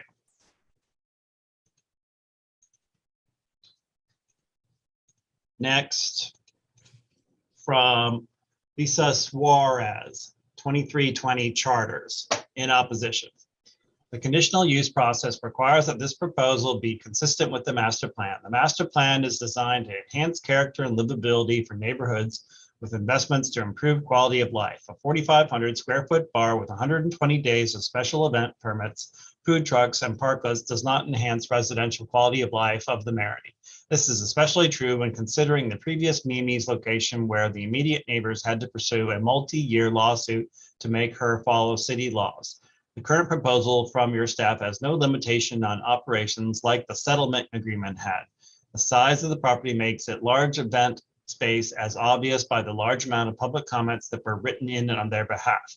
Not only were many of her supporters, friends, and former and future employees from outside the immediate area, there was also a significant number of letters from people out of state that can't wait to come back and party at the new Mimi's. In fact, the immediate neighbors are being overwhelmed by Mimi's supporters from outside Marigny and state. While it is encouraged to serve locals and tourists, it is undeniable that this is not a neighborhood bar, but a tourist attraction. Please deny this conditional use request. Next, from Daniel Harris, in opposite, 726 Franklin Avenue, in opposition. At its former location at the corner of Franklin and Royal, it is clear violation of zoning. Mimi's operated a loud and intrusive music venue impossible to ignore. Noise from Mimi's was not confined to the building nor the corner. Crowds gathered outside on the corner, sometimes blocking traffic, including emergency vehicles. Bar patrons often continued partying outside down the block, too often landing on residents' doorsteps, interrupting sleep and leaving go cups. Worse for residents to clean up each morning. Residents forced to be janitors and hall monitors tried various ways to block sound, made generally fruitless complaints and pleas, and despaired as the stress from years of this left its mark on all of us. In 2013, we joined a group of neighbors who filed suit against Mimi's after years of egregious behavior.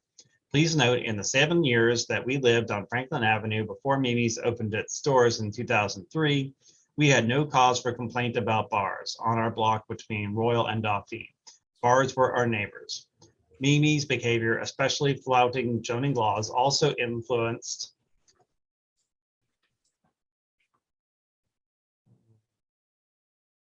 others' businesses, but Mimi's gets away with it, often became a refrain whenever businesses were confronted about their excessive noise, crowd activities, or attempts to present illegal live performances. Businesses require appropriate zoning and enforcement. Due to the lack of respect on Mimi's part and lack of enforcement by the city, the first iteration of Mimi's was awful for the folks in proximity. This oversized new version does not bode well for those of us who have had real world past experience or bad faith week after week, month after month, year after miserable year. Everyone has had enough distress. Residents should be able to live in their homes without having to worry about what shoe will drop next. For the first go round, we exhorted the bar and the city to stop bad behavior. This time we exhort you, don't let the bad behavior begin. Vote no on conditional use permits.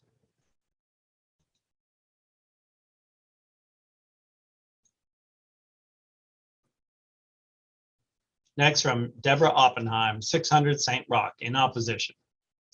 For years, this location has been a neighborhood serving restaurant, which operated from 5 to 11 p.m. and was perfectly compatible with the interior of the historic Marigny. I live across the street, and I know that a bar opened from noon until 4 a.m. will have an impact on our quality of life. Just because a restaurant once existed there doesn't mean a bar should automatically be allowed. These two conditional uses are a way of effectively changing the zoning of the property. An establishment of this size and all of the events they want is more suitable for an HMC2 property on the exterior of the neighborhood where more intensive use is allowed. Next, from Heather Weathers, 1820 Louisiana Avenue, in support. I support Mimi's business. Next, from Rick Byfield, 600 St. Rock Avenue, in opposition. As a close neighbor to 2600 Charter Street, I oppose the conditional use request being considered by the City Planning Commission to allow a bar use in excess of the 3,000 square foot limit allowed in the HMC1 zoning district. I oppose these conditional use requests because nothing in the staff report addresses the impact of a bar of this size being proposed on surrounding residential properties. The logic that because the quiet neighborhood restaurants that previously occupied the building established a precedent for a bar is unfounded. The restaurants that occupied this building and had limited hours of operation 6 days a week, as recommended for approval by the staff, any bar at this location could operate 24 hours a day, 7 days a week. The provisos provided by the staff do nothing to protect residents' interests. I suggest that the commission were inclined to allow this use, that strict limits be placed on its operation to minimize the impact on the surrounding residential properties. I suggest that food trucks should be banned, special events where live music is allowed should be prohibited, and parklets should not be allowed, all to mitigate the size of the bar in this residential area. Hours of operation should be limited.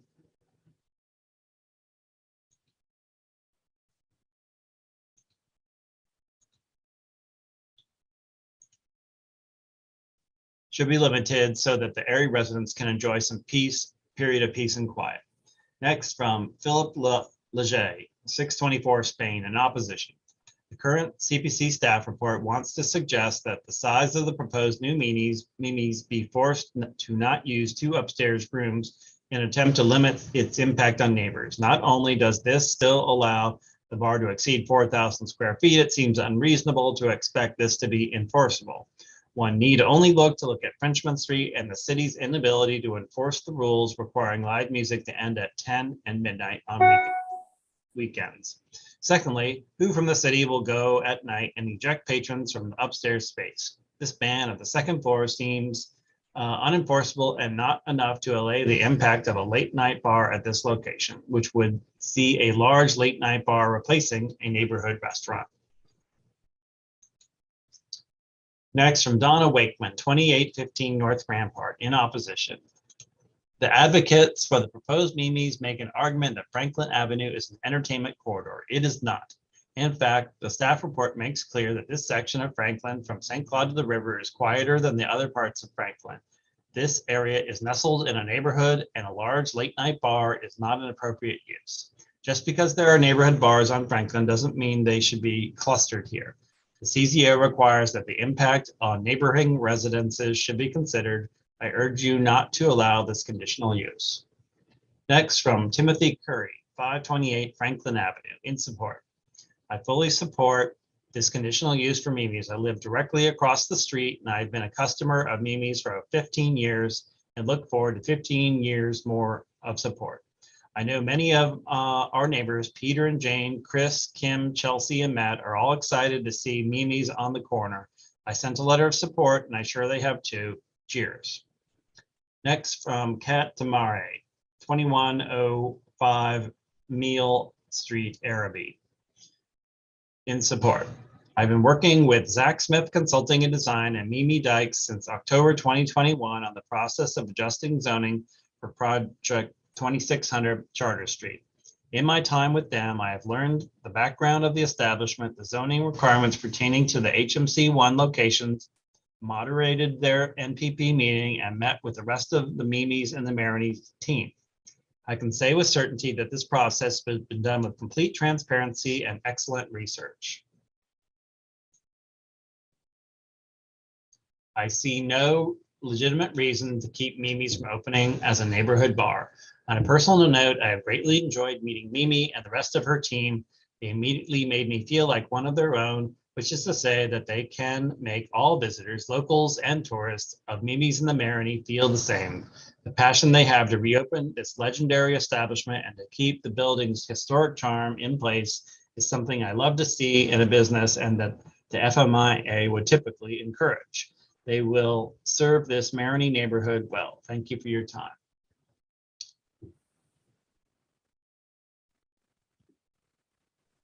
Next from Rick Fifield. Thought we had a comment from before. In opposition, the link provided with the agenda did not take me to the hearing, so I was unable to attend. Based on the information provided by the CPC staff, I request deferral of this matter so that I will be able to fully attend the meeting. Probably a mistake since only the applicants are given that link. Next from Allison Curry, 528 Franklin Avenue in support.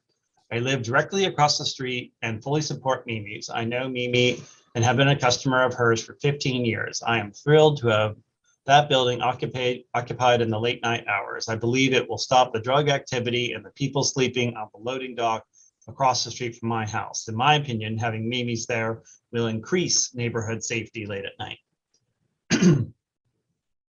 Next from Mary McCarthy, 1574 North Dorchmont Street, in support.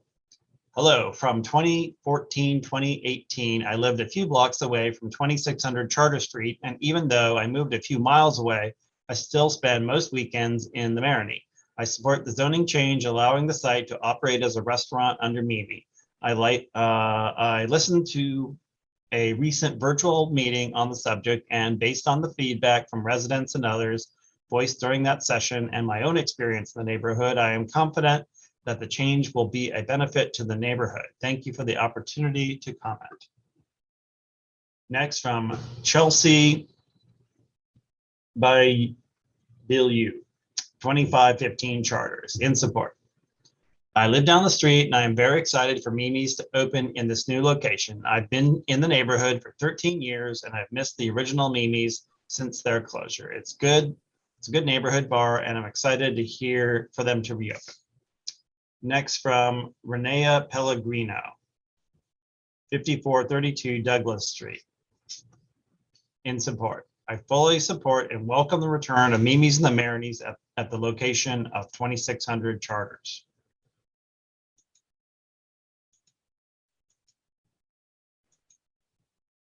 Next from Jeffrey Seymour, 2227 Royal Street, representing FMIA, in opposition. I listened to the comments made today at this afternoon's CPC meeting by Zach Smith, who is representing the applicant in zoning docket 11021, and I feel it is necessary to correct some of the points he made in his presentation. One, Mr. Smith mentioned several times about he and the opposing neighbors have been working together. We did meet several times early on, but that should not be interpreted as us agreeing to his proposals and proposed provisos. For example, the neighbor's main concern relates to the proposed operating hours, a topic on which Mr. Smith has shown absolutely no flexibility. Two, we were given the impression that there would be time to meet with Mr. Smith after the NPP process was concluded, and so we were surprised when Mr. Smith informed us that he would be submitting his application 2 days later. Three, the applicant is asking the commission to ignore the fact that during Mimi's prior project in the neighborhood, the neighbors actually had to sue Mimi to get her to comply with certain agreements she had made to the neighbors. Incidentally, the court ruled against Mimi in that instance. Four, Mr. Smith did propose several provisos, yet the overwhelming majority of them were essentially unenforceable and therefore of limited use. Five, we would ask that the commissioners be mindful of the origin of many of the letters and public comments in support of the application. Many of these are not from local residents. In fact, a good deal of them are from outside of Louisiana. That appears to be the last comment for zoning docket 11021. Hey, Paul. Thank you, Paul. Paul, on that last comment, it seems to be like a number 6. Could you see that number 6? Oh, no. Yeah. Oh, there's more. Yep. Sorry, I have to. the formatting here. 6, Mr. Smith claimed that many of the immediate neighbors were in support of the application. The only immediate neighbors we are aware of or who are in support of the application are almost exclusively prior and future employees of Mimi's. And number 7, notwithstanding Mr. Smith's claims to the contrary,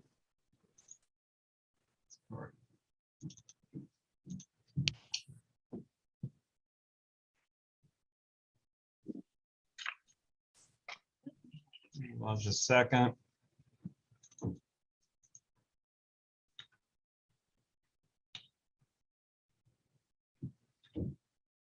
Notwithstanding Mr. Smith's statements to the contrary, by no means is this venture anything akin to a neighborhood bar.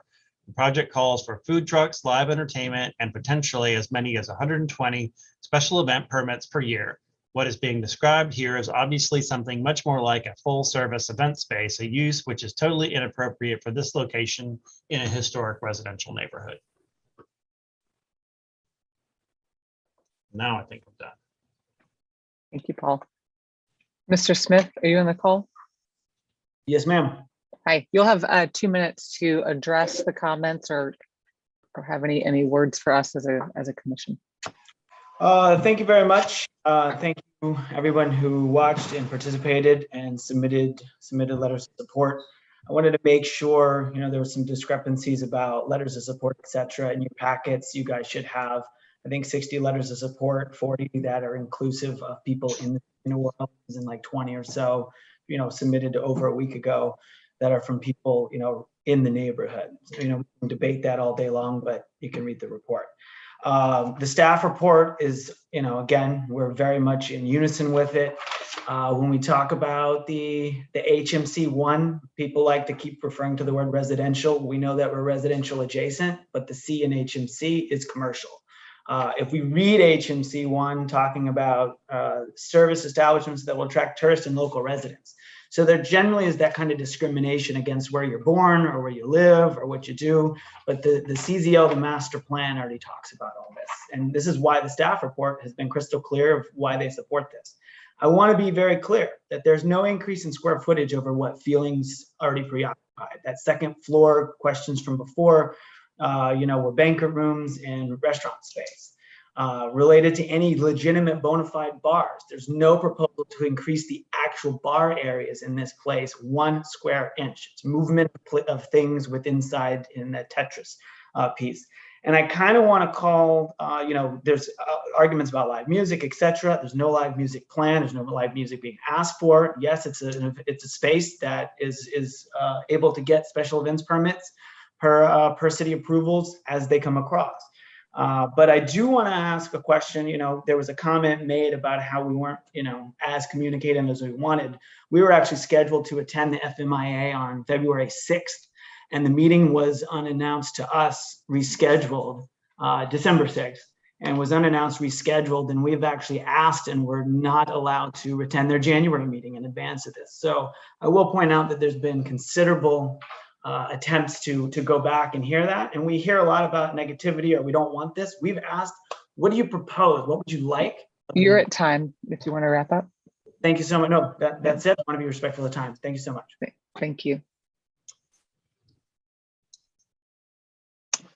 So there's a motion, the zoning docket is for approval subject to, I think, 8 provisos, assuming that they're combining 7 and 8, just a typing error.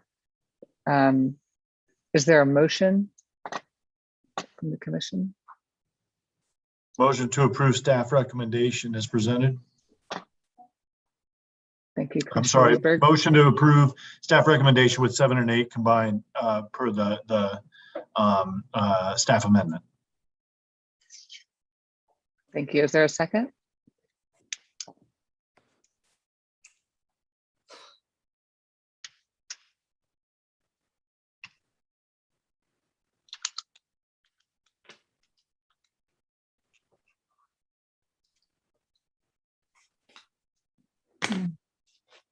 If there's no second, may I offer another motion? Last call for a second. Yeah. Okay, the motion dies. Go ahead. I will move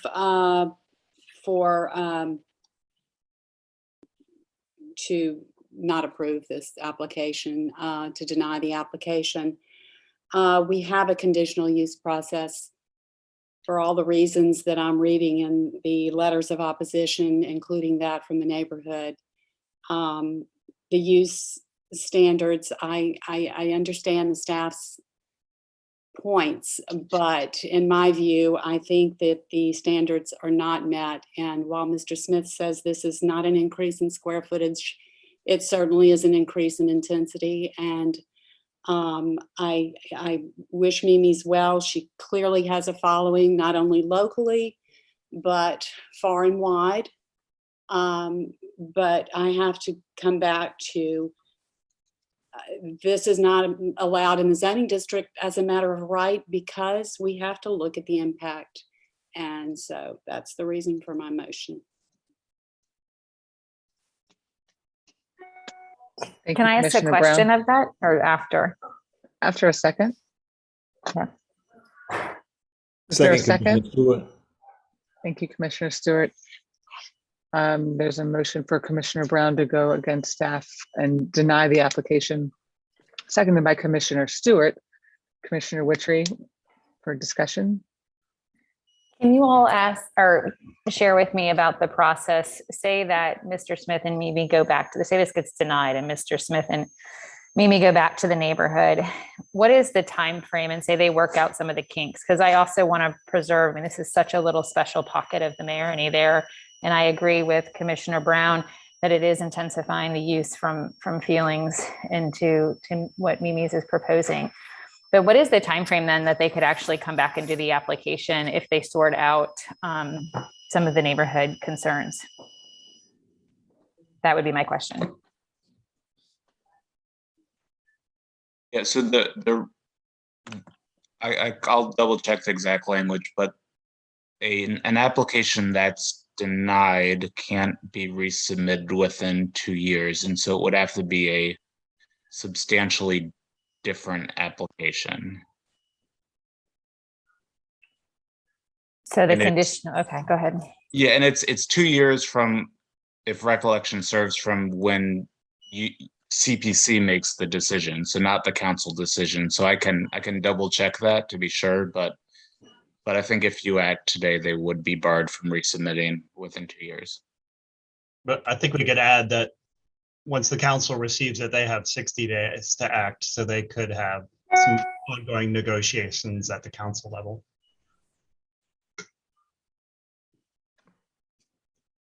And of dockets that are similar to this, there's always been a conversation about a good neighbor agreement or some other conversation or agreement that happens that's outside of the purview of the conditional use approval. Is that something that we could look at here? Mr. Smith? I think that a number of the comments have been that the hours of operation are just a non-negotiable or not addressed.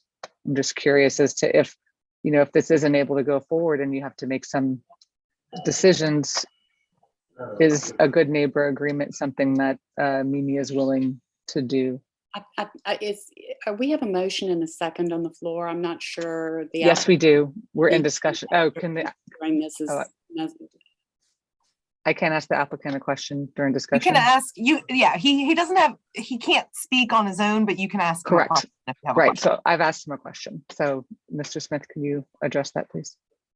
Thank you for that question, Commissioner. I will tell you point blank, it's been expressed by the FMA that they're not very willing to seek that sort of agreement, as they believe, that they're generally unenforceable or puts them in the middle of this. For what it's worth, I would ask you guys to give us an up and down vote today. Thank you. Is there any other discussion from Just to any answer other- the question from before, it's CZO section 3.2.e, and it says that an application for a conditional use that has been denied will not be reviewed or heard within 2 years of the date of the denial unless there's substantial new evidence available or a significant mistake of law or fact affected the prior denial. Thank you, Missy. Is there any other, or are there any other comments or discussion before I call the question? No? Okay, Commissioner Alexander. You're on mute. Yes. Commissioner Brown, Yes. Commissioner Flick. I'm going to vote no, as I feel like there's a way that we can resolve this. Commissioner Lunn, After the same feeling, no. Commissioner Teague is not present. Commissioner Stewart, Yes. Commissioner Weidberg, No. Commissioner Wittry. Oh, you're on mute? Yes. There's no majority vote. It's 4 yeas, three nays. Correct. So does that mean we is there another motion on the table? If anybody Or wants do to we make another send it? motion, or you can send it without a recommendation. Well, I have a question for the applicant, Commissioner Long, if I could. When you requested an up or down vote today, you mean on the staff recommendation itself? I think clarification here would be to, again, I didn't submit it into the record, but, we had requested to meet with the FMIA in their home place in early December, and we requested to do it in January. It was deemed to be, pointless because they have already issued their letter to the board. Again, and I hate to quote, but I'll paraphrase the FMIA. They're generally, sorry, but I don't think that's my noise. There we go. They're generally not in favor of any sort of good neighbor agreement. So yes, it would be, I think the evidence speaks for itself that we would appreciate an up or down vote to, get, of course, we would love an approval, but a denial or send it through without anything. But there is, as everybody knows here, there is still tons that can be done. We still fully intend to have all the provisos we've done from day one about hours of operation and how to deal with the outside. We still fully intend to have those, whether they're required by this body or the city council. And we'd love to continue this public process in a legitimate way with the forum of the city council. Madam Chair, there's not another motion. I said we can just continue in our agenda and just send it with no recommendation to the council. Are there any other Kathleen? motions? One further follow-up question about that for Mr. Smith is that if it were voted on today with the original motion put forward by Commissioner Weidberg, and which is with the proviso one still in not allowing for commercial use in those TBD areas on the second floor, is that something you would move forward with? We would absolutely look forward to see, we would be appreciative of moving this forward and absolutely, based on all the options present, taking it. I would always say the staff report is the best written report. It's the most accurate information out there. I'm here representing somebody. The staff does tireless work. So we will absolutely say we'd be very much in support based on the options we're hearing to move forward with the staff recommendations. We're not happy with them, with that proviso one, but we will definitely, be more appreciative of that route. Commissioner Weidberg, would you consider putting that motion forward again? I'll be happy to second it. Yeah, I'm happy to put the motion forward. Motion to approve SAT recommendation with their amendments of 7-8 combined. All righty, and I'll second that motion. Commissioner Lund. Okay. So Commissioner Weaver made a motion for approval of zoning docket 110, which is inclusive of proviso number 1, for for approval, seconded by Commissioner Lunn. Is there any discussion? I will continue to, I will not support the motion. I don't think that that's going to remedy the problem that the neighbors clearly have a point with the approval standards in the report, in my view. And so. Thank you, Commissioner Brown. Any other comments or discussion? I'll call the question. Commissioner Alexander. You're on mute, Commissioner.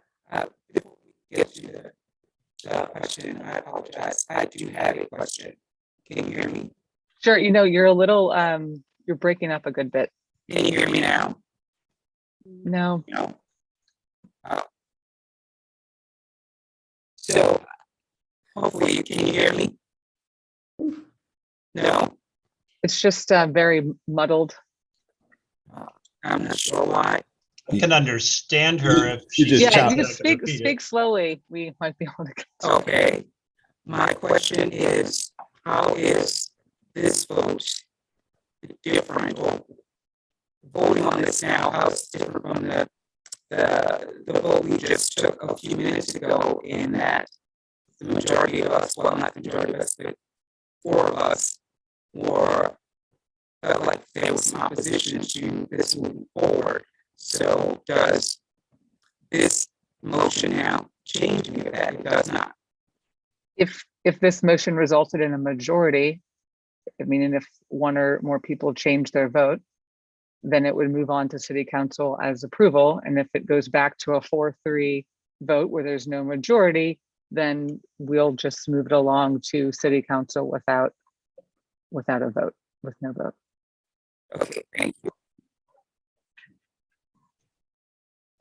Okay. I'm gonna vote no. Thank you. Commissioner Brown. No. Commissioner Flick, yes. Commissioner Lunn. Yes. Commissioner, he's not here. Commissioner Stewart. No.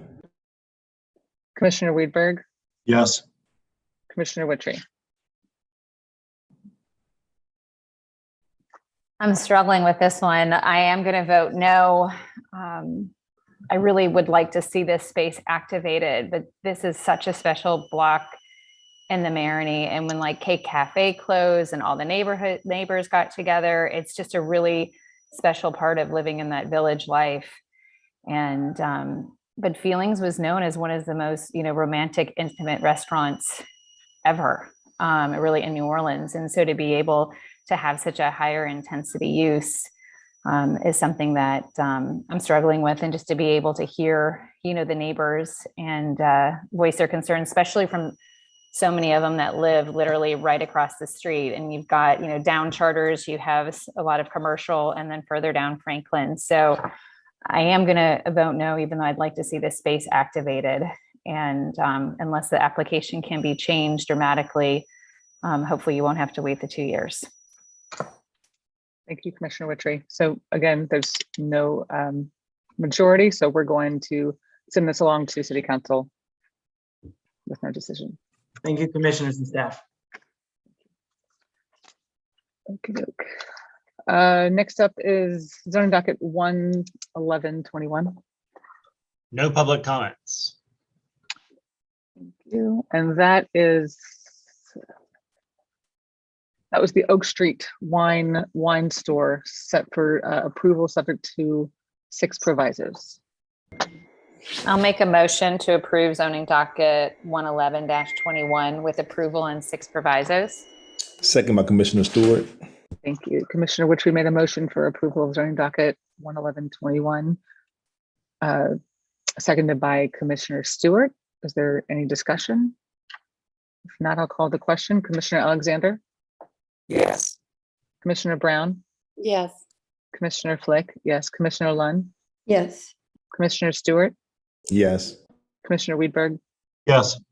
Commissioner Witry? Commissioner Witry? Yes. Thank you. Motion passes. Excellent.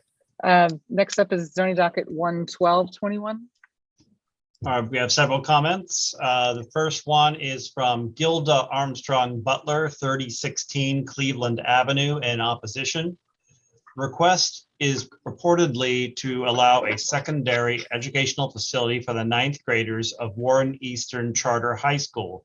As ninth graders are already enrolled and being educated at the main campus, please explain why the need to move them to a new location and how the classrooms currently designated for education of ninth graders be utilized on the main campus if this proposal is approved. Second, has this proposal been discussed with the OPSB? Thirdly, will the charter board be responsible for the cost of maintenance and upkeep of the annex facility, which will be owned by them, not OPSB? Fourth, why is there a need to have school buses travel the back lots behind residences, which would cause more traffic problems and possibly damage the foundations of these homes and negatively affect their market value? Next, from Zachary AO, 121 South Gayoso Street, in opposition. I believe running buses through the lots on South Salcedo will only destroy the peace and quiet and create more of a traffic problem. The streets on South Salcedo and South Gayoso are already crowded with residences and business parkers. The buses should run on Canal Street, just like they do across the street for Warren Eastern. There is no reason to bring them through the middle of our blocks. I do not feel a bus should run right next to the house homes. We also oppose a covered dining area, as they have a dining area in the building on Canal. This outside dining area will be right next to some of our homes. The bus pickup and drop off would basically be next to my bedroom and living room of my home. It's going to make homeowners and tenants want to move. One of the lots meets up to my home, and this has got to meet and to this neighborhood because of the peace and quiet it offered. Now we are going to find new housing because of buses and children outside of our homes. Next, from Dr. Kenneth J. Ducote, AICP, 2401 West Bend Parkway, in support. Warren Eastern's Schools campus has occupied its main square on Canal Street since 1910. For decades, it has been recognized that its campus was woefully underutilized, although its location is appropriate. The proposed conditional use allows the continued development of the campus for a more adequate size without displacing existing occupied residential uses, and puts back into beneficial use a property that has been unused for several years. Furthermore, Eastern is a highly rated open enrollment public high school, an institution whose physical adequacy should be supported in public policy. Next, from Michelle Shoffley, 121 South Genoa Street, in opposition. It would be unfortunate to allow Warren Eastern to infiltrate this highly residential area with the noise pollution from school bus drop-off and pickup by buses. This circulation will negatively impact those homes adjacent to the property. Please do not permit this use. Buses can certainly be used on Canal Street. Thank you. Next, from Matilda Lemon, 1449 Verna Court, in opposition. Please do not allow Warren Easton's plan for buses to pass. There is no reason for them to turn onto South Salcedo and into a residential area. It will cause unnecessary congestion and add to the lack of street parking for residences. Additionally, there will be a loss of property value. There is no reason why buses cannot load on Canal Street, which is a commercial area and has 2 additional lanes for traffic to pass. Please support the neighborhood and deny their request. Next, from Mary Mysing Gubala, 319 South Genoa Street, in opposition. I'm opposed to the proposed use of the lots between South Salcedo and South Gayoso as a bus travel and area, and the use of the lot on Cleveland as an outdoor dining area. These areas are extremely close to occupied residential homes and would have very detrimental effect on quality of life. The bus loading could easily be accommodated on Canal Street, and there is already an indoor dining area in the plans. Next, from Reed Nossman, 3617 General Taylor Street, in support.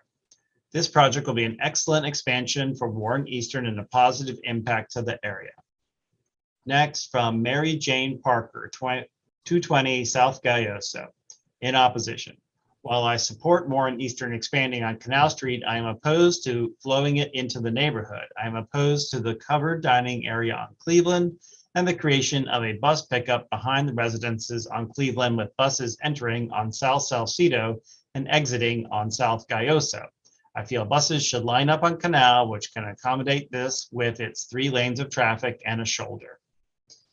Next, from Greg Rigney, 3022 Cleveland Avenue, in opposition. My husband and I have lived at 3022 Cleveland Avenue since 1978. We are absolutely vehemently opposed to the proposal of buses running through the lots on South Salcedo. The buses should line up on Canal as other buses do. This will have a terrible negative impact on our parking and the traffic here. We are already accommodating the parking and traffic from Morris Jeff. We also do not want the empty lot on Cleveland to be used for covered dining. Covered dining in New Orleans makes absolutely no sense. This will have a negative impact on our way of life. Please listen to us. We have been homeowners here for many years. Gerard and Karen Rigney. Next, from Mary Horn, 3019 Cleveland, in opposition. Myself and any of my neighbors that live directly next to this proposed site do not want to see a bus turnaround. There is no need for this. It will be an inconvenience to the neighborhood and a burden on the neighborhood, as it will come in direct conflict with the traffic from Morris Jeff that's only 2 blocks away. They will also need to make a huge loading zone area for the buses to be able to make these turns. It makes no sense. The bus is load and unload as they do right across the street at the main campus of Canal Street, where there is plenty of room, 3 lanes in fact. The streets are also more fortified and able to handle the weight of those commercial vehicles and their gas fumes and the amount of trash and the amount of children. We are also in opposition to any building other than a 2-family home being built on the Cleveland lots at all. There's no reason for a covered dining area, as I understand they have a dining area in the building, which makes a lot more sense since it will be climate controlled. Please consider how both of these things will change your life forever, and not for the better and not for any good. It serves no purpose, and there is a huge and terrible burden on the neighborhood. Please vote against. Now there's another comment from Mary Horn, so I will skip that one. There's a second comment from Michelle. Oh, these are for the subdivision, sorry. So I can stop there. That last comment was actually for the subdivision. Thank you. Mr. Granderson, you'll have 2 minutes for rebuttal. Yeah, I think the theme of the comments, as we anticipated, was the outdoor dining and the buses. First, on the outdoor dining, we did mention, of course, that we'd be willing to let that go. I mean, obviously, this is a kind of COVID era consideration. As a parent, I certainly cared a lot whether my kids' schools had outdoor dining options. That said, it is one that we're willing to try to meet the neighbors halfway on. And so it's just to reiterate that point. On the buses, this one is a little more complicated. This one is deemed to be necessary by the school. And just to make a couple of notes that may put people a little bit at ease is one, it's nothing is really going to enter into the neighborhood. There's the lots that face Canal Street, and then the very next, right behind those, is where the buses would enter and exit. So the next street up is Cleveland. They would never get to Cleveland, or even more than half a block in towards Cleveland, because they would have to come out. The only egress is South Gayoso, which exits back out towards Canal Street. Next, in terms of any concerns about queuing, what's going to happen is right now the buses line up in front of the school on the other side of the street, and then also in front of the field, the next block up. Buses are still going to line up in the same place and wait, and then as students are ready to be queued out from the 9th grade, the bus will go ahead, make the turn, cross the street, come into the back. Each bus will be there for no more than 3 to 4 minutes, and then head back out. And then, so a few buses will do that for the 9th grade load to pick up the 9th graders. So there will be no queuing in any space other than where it is now on the other side of the street, other than to actually go do the pickup in a synced manner that times up. Well, this keeps the students safe inside of school grounds. And also, one thing I do think is important and a consideration that they used here is the traffic. There have been concerns in the past, and this was brought up about buses and also parents, queuing up whether they're supposed to or not in the first driving lane on the other side of Canal Street in front of the main school. Well, that's something that absolutely needs to not happen here, because this is just a few blocks away from the UMC VA hospitals and going in the direction of the hospitals instead of going away from. So we certainly can't create a circumstance where we're bottling up any traffic in that direction. Your time. Thank you. Commissioners, do you have any, is there a motion? Well, I actually have one. Madam Chair, I have a question for the representative. You said about meeting the residents halfway with the outdoor dining. Can you be a little more clear about that? I know we talk in a COVID situation. So are you saying that you guys are opposed of having outdoor dining, or does that need to be a temporary thing? Like you said, speaking of the kids in the situation that we're in right now. So we asked for it, and it's included in our site plan. And so we've spoken to the reasons why. What we're saying here and is that of the two issues that are there, the outdoor dining and the bus loading, that if we are attempting to, in an overall way, meet the neighbors halfway, that we can do that by vacating the request for the outdoor dining. Look, if there's some way to perfectly consider a COVID situation versus a post-COVID situation, whenever and however that may be, then that would be great. I know the city does that in terms of some outdoor music and other ways that in outdoor eating areas and other ways, for restaurants and other ways we've considered that. But I did offer that we would be willing to do that to show our good neighborliness. I don't want to take anything off the table that we've offered in terms of what we can try to do here. All right. And I think we're well represented as a commission to have some experts in education. So I'm going to punt this to Commissioner Weberg on this, and even staff. Although like a permanent structure may not be the typical for the residential neighborhood, I believe the school should have the ability, because both of these issues of the residents are not necessarily the schools. They're kind of forced into it with COVID, and then also busing kids in because, we have eliminated neighborhood schools, right? So there are more buses probably at the school than would be if we had neighborhood schools. So I'll ask my commissioner, do you think it's reasonable to at least have a temporary, like a proviso to allow temporary outdoor eating if there's not going to be a permanent structure? So Commissioner Stewart, that was more of a handoff than a punt. But I will happily take it. So this is tough, right? Because we are stepping across Canal Street and introducing an aspect of Warren Easton into a part of the neighborhood that had experienced Warren Easton but hadn't lived next to it. So I think, from my perspective, I'm going to make two motions. One of the motions is in Proviso 14. I'm going to ask that we change the word solely to primarily.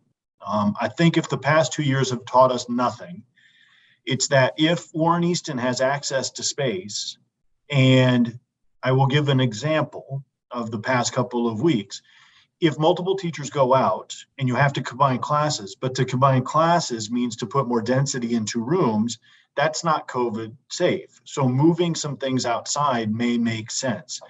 I don't think that it should be a daily use space, but I think if you have green space connected to the campus, that there are times where there are activities that will make sense on those spaces. So I would say solely used as passive green space is not realistic. And I think primarily used as that, yes, but I think there are times where they will need to move out onto that. As for Proviso 10, I very much hear and understand the concerns of the neighbors in terms of the loading and unloading of buses. It's not a long-term activity, and so I'm actually on number 10 going to make a motion that bus circulation loading and unloading be allowed, because for me it's a student safety issue and not a traffic flow issue. From a student safety perspective, having the buses queue in the way that the representative of the project spoke about, allowing them to queue on Canal is fine, and then it's just a circulation. There's going to be parking back there, so it is not as if the buses will be parking and loading and unloading. Handful of activities and one grade worth of students. So again, the juniors and sophomores, juniors, seniors will be unloading on the other side of Canal the way they always have. This is for one grade worth of classes. I know there was a comment about why the ninth grade academy. I think the ninth grade academy is a good idea. I think having ninth graders being able to come from, as you said, Commissioner Stewart, from around the city, to have a year where they come into some level of community and understanding about what it means to be a high school student. So I'm actually going to propose, when it comes time, that we allow bus circulation loading and unloading on the site, and that we change in Proviso 14 the use from solely to primarily, so that there's some flexibility for the campus. But I'm in agreement. I don't think there needs to be permanent structures, because you are going into a neighborhood envelope. But I think having that ability is important. Thank you, Commissioner Weberg. Would you like to make that motion? I would like to make both of those motions before we vote on it. So I leave it to you, Commissioner. Would you like me to make a motion on the full, or do you want to take the two provisos separately? You can just make one motion doing modified approval with amendments to those two provisos and just save time that way. All right, then let's take up. I'm making a motion and modifying Proviso 10 to allow for bus circulation, loading or unloading, that be allowed on the petition site, and on Proviso 14, that the word solely be changed to primarily, to give a little flexibility to the school. And with that, those two modifications, I then, and I'm looking at, I'm going back through the staff report. With that, I make a motion with those two modifications to otherwise approve the staff recommendation as presented with those two amendments to Provisos 10 and 14. Second by Commissioner Stewart. Thank you. I just had one question for the staff. Is that okay with y'all, the language of primarily, or would you like it to be more specific? I think we're fine with it. There's not going to be a structure there, so I think that kind of by itself limits how much could be done with it as well. Okay, great. I just wanted to make sure. I have one more comment. Thank you. Commissioner Reberg, make a motion for modified approval. Subject I think to Sabine wanted to say something. Oh, sorry, Sabine. Sorry. We had Can you speak up some? We're having a little trouble hearing you. We discussed earlier during the subdivision days that we may need to revise proviso that pertains to the subdivision, which right now states that it would be required to be all subdivided into one lot. Do we need to revise that as well to allow it to be resubdivided into lots? So Sabine, you and Stephen, can you give us guidance on that? Because I thought I had asked that on the second one, and that if this one was approved, that if this was modified with the conditional use, that the second one would then allow for this. But if you and Stephen can come to agreement on that, I would appreciate it. Yeah, I think since the commission seems to be moving towards approval on this one, for the subdivision to be consistent, you'd want to modify that proviso, which I believe is proviso 1, to require it be subdivided into, actually it's proviso 2, to require 2 lots of record rather than 1.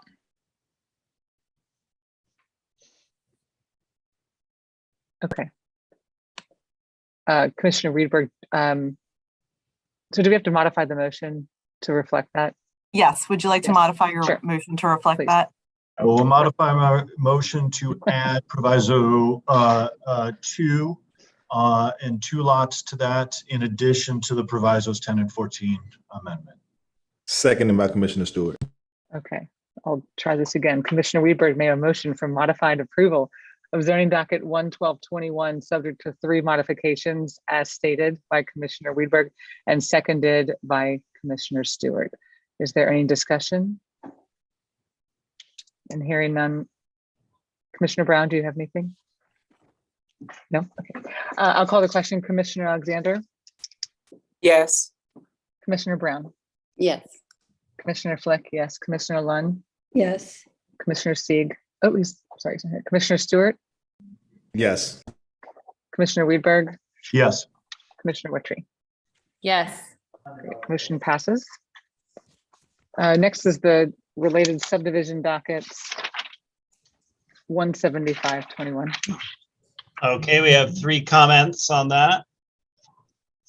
First is from Mary Horn in opposition.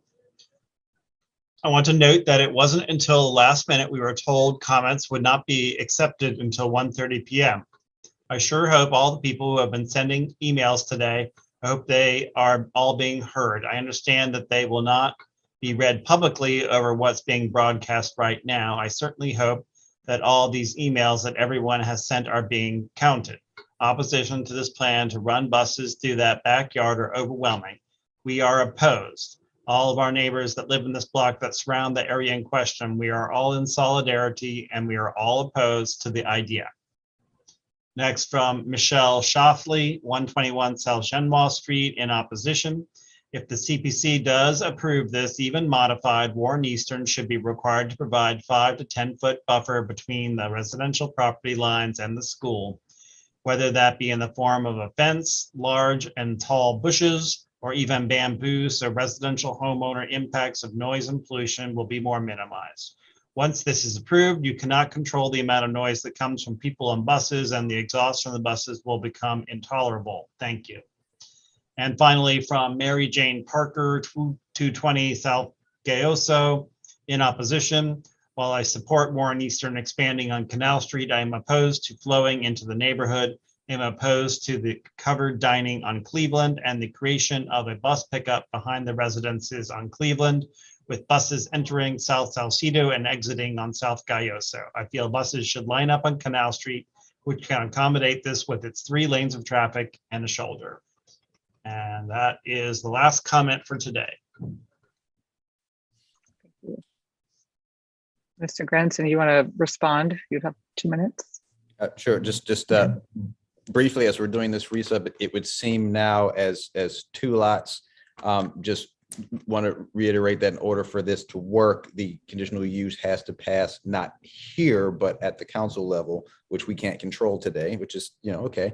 But just want to make sure that it's sort of on the record and understood by all that this is now the second city direction to us to include those back lots. The first came from CPC staff when it went to BZA, where the parking count number and waiver was specifically amended by staff to ensure that we include those back lots.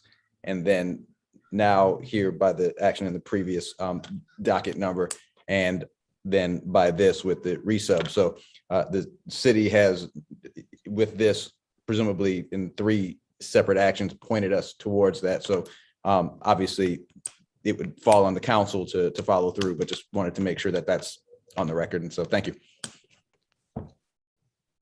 Thank you. So we're now looking for a motion for subdivision docket 17521.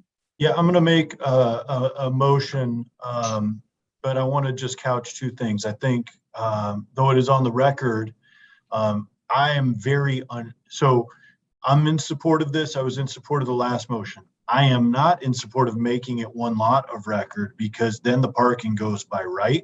And I think that the way that we've put this forward is the way I hope it goes to council.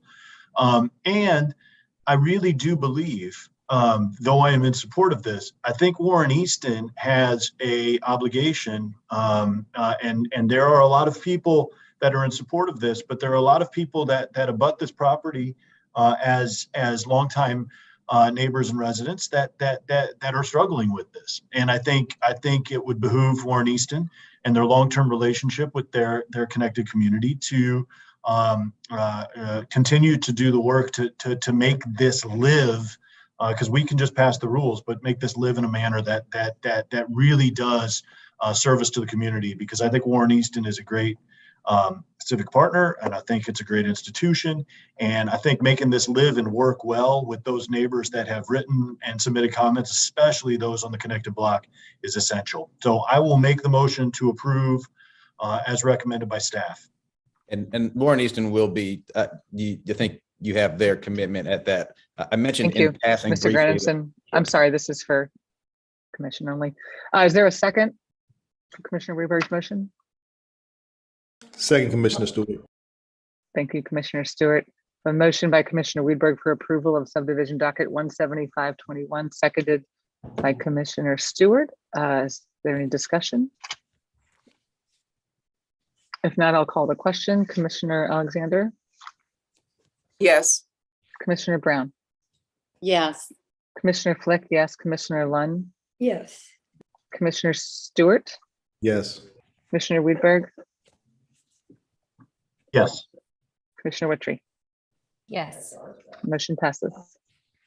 Thank you. Next subdivision docket 15821. No public comments? And I think we're done with public comments. Is that correct? Yes. Great.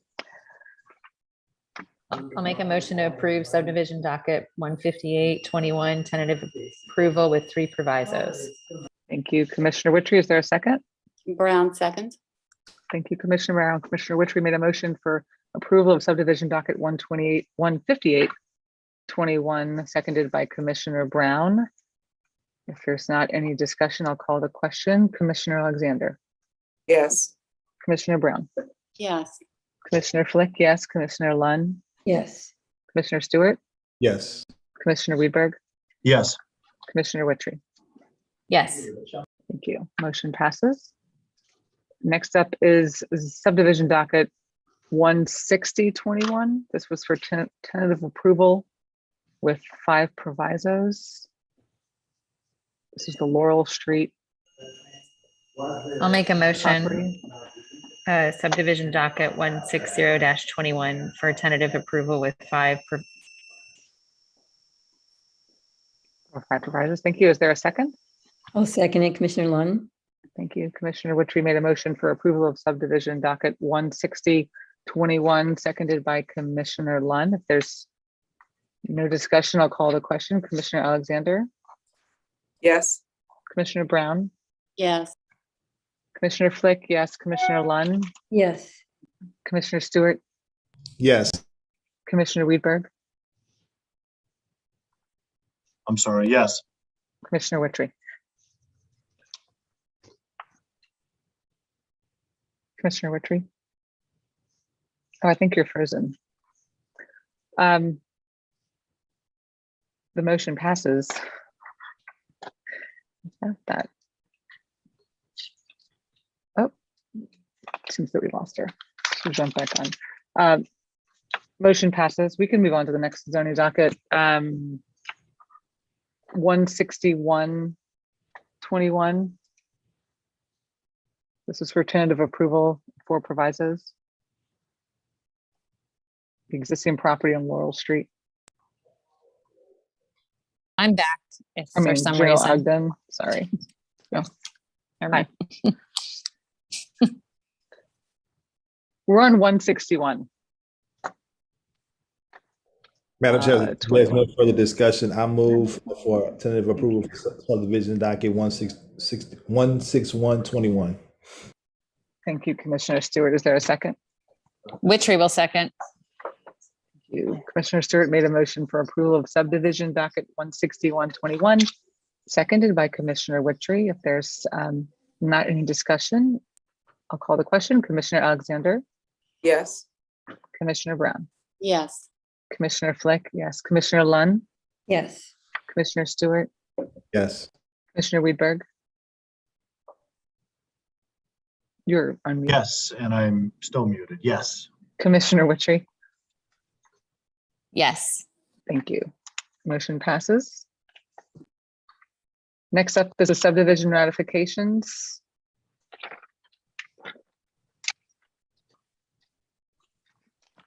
And Looking this for is a- just a list of subdivisions we find to be eligible for administrative approval and would like you to ratify that decision. Thank you. Looking for a motion. Commissioner Brown will move approval for the ratification. Thank you, Commissioner Brown. Is there a second? Commissioner Lund will second. Thank you. Commissioner Brown made a move for approval of subdivision ratifications, seconded by Commissioner Lunn. If there's no comments, I'll call the question. Commissioner Alexander, Yes. Commissioner Brown. Yes. Right, there we go. Commissioner Flick, yes. Commissioner Lunn, Yes. Commissioner Stewart, Yes. Commissioner Weidberg, Yes. Commissioner Witry. Yes. Thank you. The motion passes. And then the last item on the agenda is the deferral of zoning dockets 00122 through 00422 to the, I think it's the January 25th meeting. Is that right? That's right. To the January 25th meeting. Looking for a motion. All right. Madam Chair, I move for deferral to January 25th, zoning docket 00122, zoning docket 00222, zoning docket 00322, zoning docket 00422. Thank you. Is there a second? Witry will second. Thank you. Commissioner Stewart made a motion for deferral for his so named zoning dockets to the January 25th meeting, seconded by Commissioner Witry. If there's no discussion, I'll call the question. Commissioner Alexander, Yes. Commissioner Brown, Yes. Commissioner Flick, yes. Commissioner Lunn, Yes. Commissioner Stewart, Yes. Commissioner Weidberg, Yes. Commissioner Witry. Yes. Thank you. And that concludes our business. And before we hop off, I just wanted to say congratulations to Commissioner Alexander, who is now the vice chair. So well done, bravo. And if there's nothing else, I'm looking for a motion to adjourn. Make a motion to adjourn meeting. Thank you. Second by Commissioner Stewart. Great. Thank you. Bye, All in y'all. favor? Everyone take care. Bye. Hey, y'all.